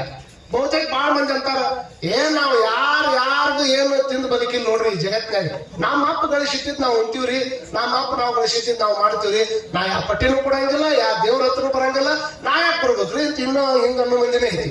ನಾ ಕೇಳ್ತೀನಿ, ಎಲ್ಲಾನು ನಮ್ಮ ಮನ್ಯಾಗನ ಗಳಿಸಿಟ್ಟಾರ, ನಾ ಯಾರಿಗೂ ತಲೆ ಬಾಗಂಗಿಲ್ಲ ಅಂತ ಹೇಳವ್ರ ಏನು ಉಸಿರು ತಗೊಂಡಿರ್ತೀರಲ್ಲ ಒಳಗೆ, ತೊಗೊಂತಿದಿಲ್ಲ ಉಸಿರು ತಗೊಂಡವ್ರು ನಾ ತಗೊಂಡಿದ್ದು ನಾ ಗಳಿಸಿದ್ರದ ನಾ ಯಾಕೆ ಕೊಡ್ಬೇಕಲ್ಲ ಅವ್ರು ಇರ್ತಾರಲ್ಲ. ಮತ್ತ ನಾವು ಒಳಗೆ ಎಳ್ಕೊಂಡಿರೋದಲ್ಲ ಹೊರಗೆ ನಾ ಯಾಕೆ ಬಿಡ್ಲಿ ಅಂತ ತಿಳ್ಕೊಂಡು 2 ನಿಮಿಷ ಹಿಡ್ಕೊಂಡು ನಿಂದ್ರಿ ಅದನ್ನ. ಮತ್ತ ಅಜ್ಜರ ಹೇಳ್ಯಾರಂತ ಮನೆ ಟ್ರೈ ಮಾಡಕ್ ಹೋದ್ರೆ ನೀವು ಮತ್ತ ಇಂದಾಳೆ ಪ್ರವಚನ ಬಿಟ್ಟು ಏನೇನೋ ಆಗೈತೆ. ನಾ ಹೇಳಕತ್ತೀನಿ ಅರ್ಥ ನಿಮ್ಗೆ. ಬೇಕಾದಂಗ ನಾ ಎಳ್ಕೊಂಡಿನ್ರಿ ಒಳಗೆ ಅಂತ ತಿಳ್ಕೊಂಡು ಹೇಳ ನಿಮಗೂ ಗೊತ್ತೈತಿ. ಎಳ್ಕೊಂಡ ಹೊರಗೆ ಬಿಡಬೇಕು ಅದನ್ನ ಅದನ್ನ ಗಳಿಸಿ ಅಂದ್ರೆ ಅದನ್ನ ಬಳಸಬೇಕ, ಬಳಸಿ ಅಂದ್ರೆ ಅದು ಹೊಳೆ ಗಳಿಸಬೇಕ. ಇದು ಜಗತ್ತಿನ ನಿಯಮದಪ್ಪ. ದೇವರು ಕೊಟ್ಟ ವರ ಇದು.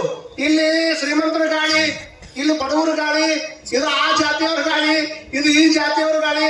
ಮತ್ತೆ ನಾವು ತಾರತಮ್ಯ ಮಾಡ್ದಂಗ ಮತ್ತೆ ಭಗವಂತ ಏನಾದ್ರು ತಾರತಮ್ಯ ಮಾಡಿಬಿಟ್ಟಿದ್ರೆ ಇಲ್ಲಿ ಹೆಣ್ಮಕ್ಳು ಕುಂತೀರಿ, ಇಲ್ಲಿ ಗಣಮಕ್ಳು ಕುಂತೀರಿ, ಇಲ್ಲಿ ಸ್ವಾಮಿಗಳು ಕುಂತೀವಿ, ಇಲ್ಲಿ ಹಿರಿಯರು ಕುಂತಾರ, ಇಲ್ಲಿ ಸಂಗೀತಗಾರರು ಕುಂತಾರ. ಇಲ್ಲಿ ಕಪ್ಪು ಬಟ್ಟೆ ಹಾಕೊಂಡವ್ರದಿರಿ, ಕೆಂಪು ಬಟ್ಟೆ ಹಾಕೊಂಡವ್ರದಿರಿ, ಇಲ್ಲಿ ಕರೆ ಬಟ್ಟೆ ಹಾಕೊಂಡವ್ರದಾರ, ಮತ್ತೆ ಯಾವ್ಯಾವ ಬಣ್ಣದ ಬಟ್ಟೆ ಹಾಕೊಂಡವ್ರದಾರ. ಮತ್ತದು ಯಾವ್ಯಾವ ಬಟ್ಟೆ ಅವ್ರು ನೋಡಿ, ಯಾವ್ಯಾವ ಮನುಷ್ಯವ್ರ ಸ್ಮೈಲ್ ನೋಡಿ ನಿನಗಿಟ್ಟು ಗಾಳಿ, ನಿನಗಿಟ್ಟು ಬೆಳಕ ಹಿಂಗೈತನ ಪ್ರಕೃತಿ ಒಳಗೆ. ಹಿಂಗಿಲ್ಲ. ಇದೆಲ್ಲವನ್ನು ಕೊಟ್ಟು ಪರಮಾತ್ಮ ಚಂದ ಬದುಕಂತ ಬಿಟ್ಟಾನಲ್ಲ. 28 ಸೆಕೆಂಡ್ ಗಾಳಿ ಕಟ್ ಆದ್ರೂ ಮನುಷ್ಯ ಬದುಕಾಕ್ ಬರ್ಲಿಲ್ಲ.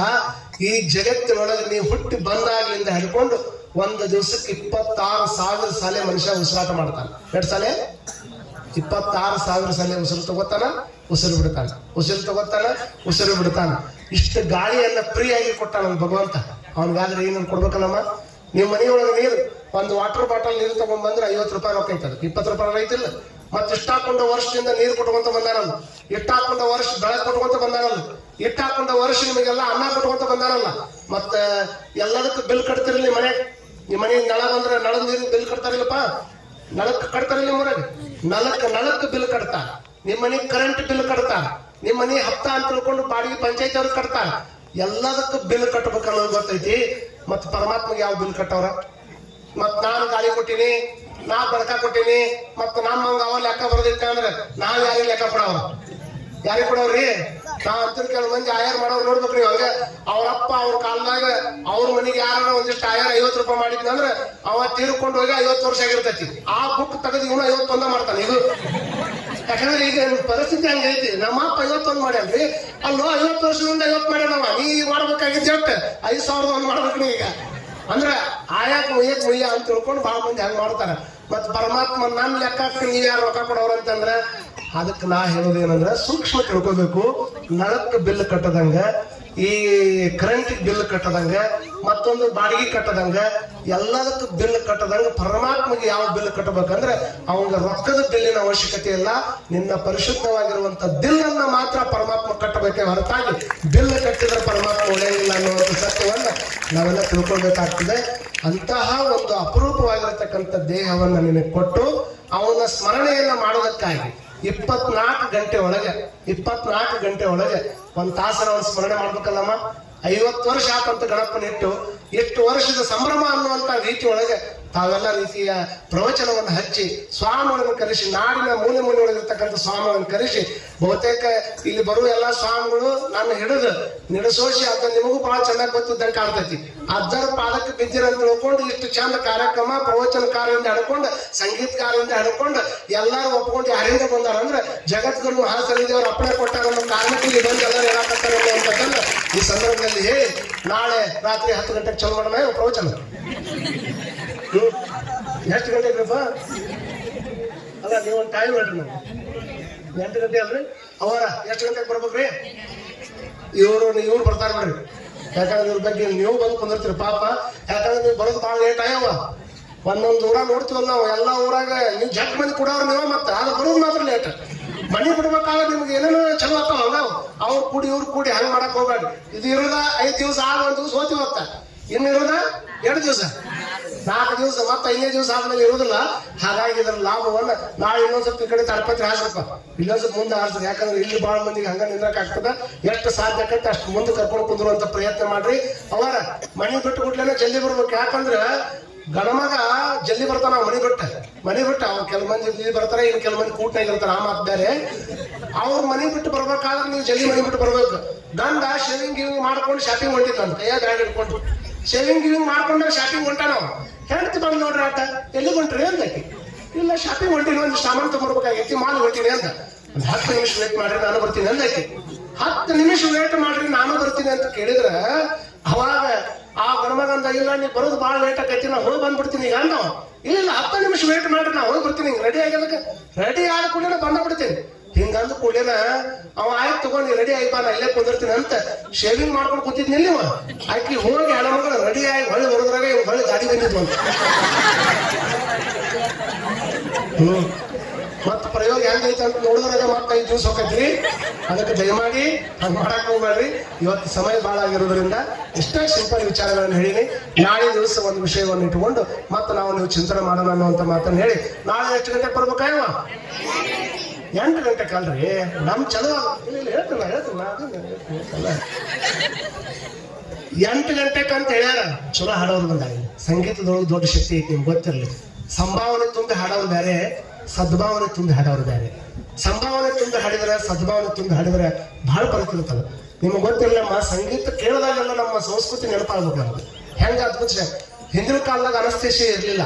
ಅನಸ್ತೇಶಿಯಾ ಕೊಡ್ತಾರಲ್ಲ, ಯಾರಿಗಾರ ಆಪರೇಷನ್ ಮಾಡ್ಬೇಕಾದ್ರೆ ಅನಸ್ತೇಶಿಯಾ ಕೊಡ್ತಾರ. ಅವತ್ತಿನ ಕಾಲಕ್ಕೆ ಅದು ಇರಲಿಲ್ಲ.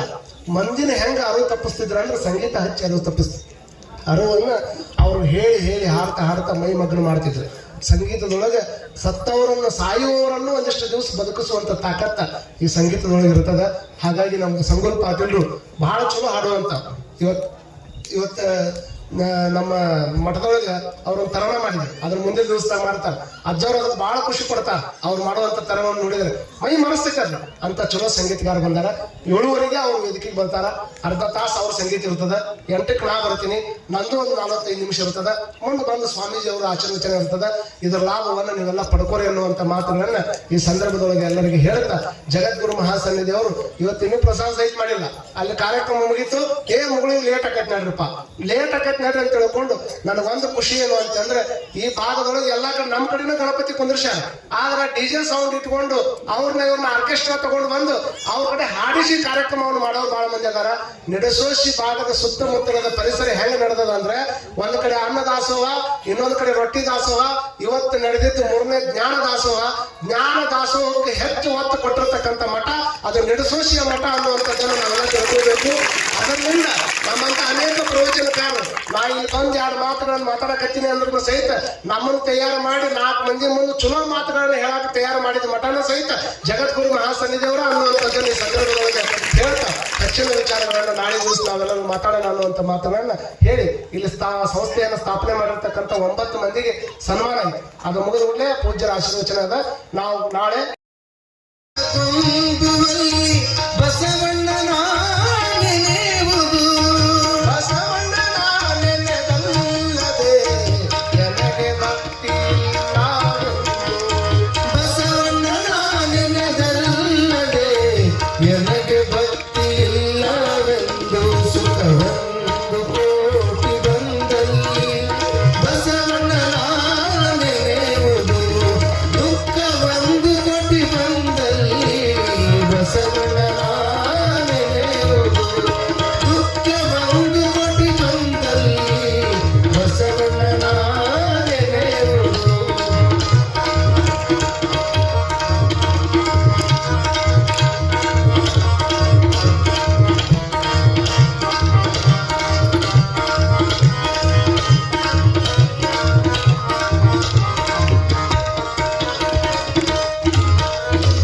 ಬಸವಣ್ಣನ ನೆನೆದಲ್ಲದೆ ನನಗೆ ಭಕ್ತಿ ಇಲ್ಲವೆಂದು ಬಸವಣ್ಣನ ನೆನೆದಲ್ಲದೆ ನನಗೆ ಭಕ್ತಿ ಇಲ್ಲವೆಂದು ಬಸವಣ್ಣನ ನೆನೆದಲ್ಲದೆ ನನಗೆ ಮುಕ್ತಿ ಇಲ್ಲವೆಂದು ಬಸವಣ್ಣನ ನೆನೆದಲ್ಲದೆ ನನಗೆ ಮುಕ್ತಿ ಇಲ್ಲವೆಂದು ಬಸವಣ್ಣ ಬಸವಣ್ಣ ಎನ್ನುತ್ತಿದ್ದನಯ್ಯ ಆಳಕಲಿದೇವನ ದೇವ ಬಸವಣ್ಣ ಬಸವಣ್ಣ ಎನ್ನುತ್ತಿದ್ದೆನೆಯ ಕಾಣಕಲಿ ದೇವರ ದೇವ ಸುಖವೊಂದು ಕೋಟಿ ಬಂದಲ್ಲಿ ಬಸವಣ್ಣನ ನೆನೆಯುವುದು ದುಃಖವೊಂದು ಕೋಟಿ ಬಂದಲ್ಲಿ ಬಸವಣ್ಣನ ನೆನೆಯುವುದು ದುಃಖವೊಂದು ಕೋಟಿ ಬಂದಲ್ಲಿ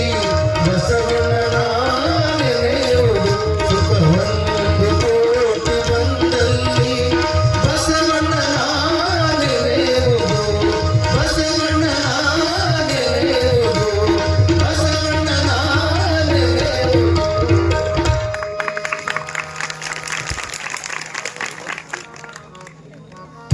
ಓಂ ಶ್ರೀ ಗುರು ಬಸವ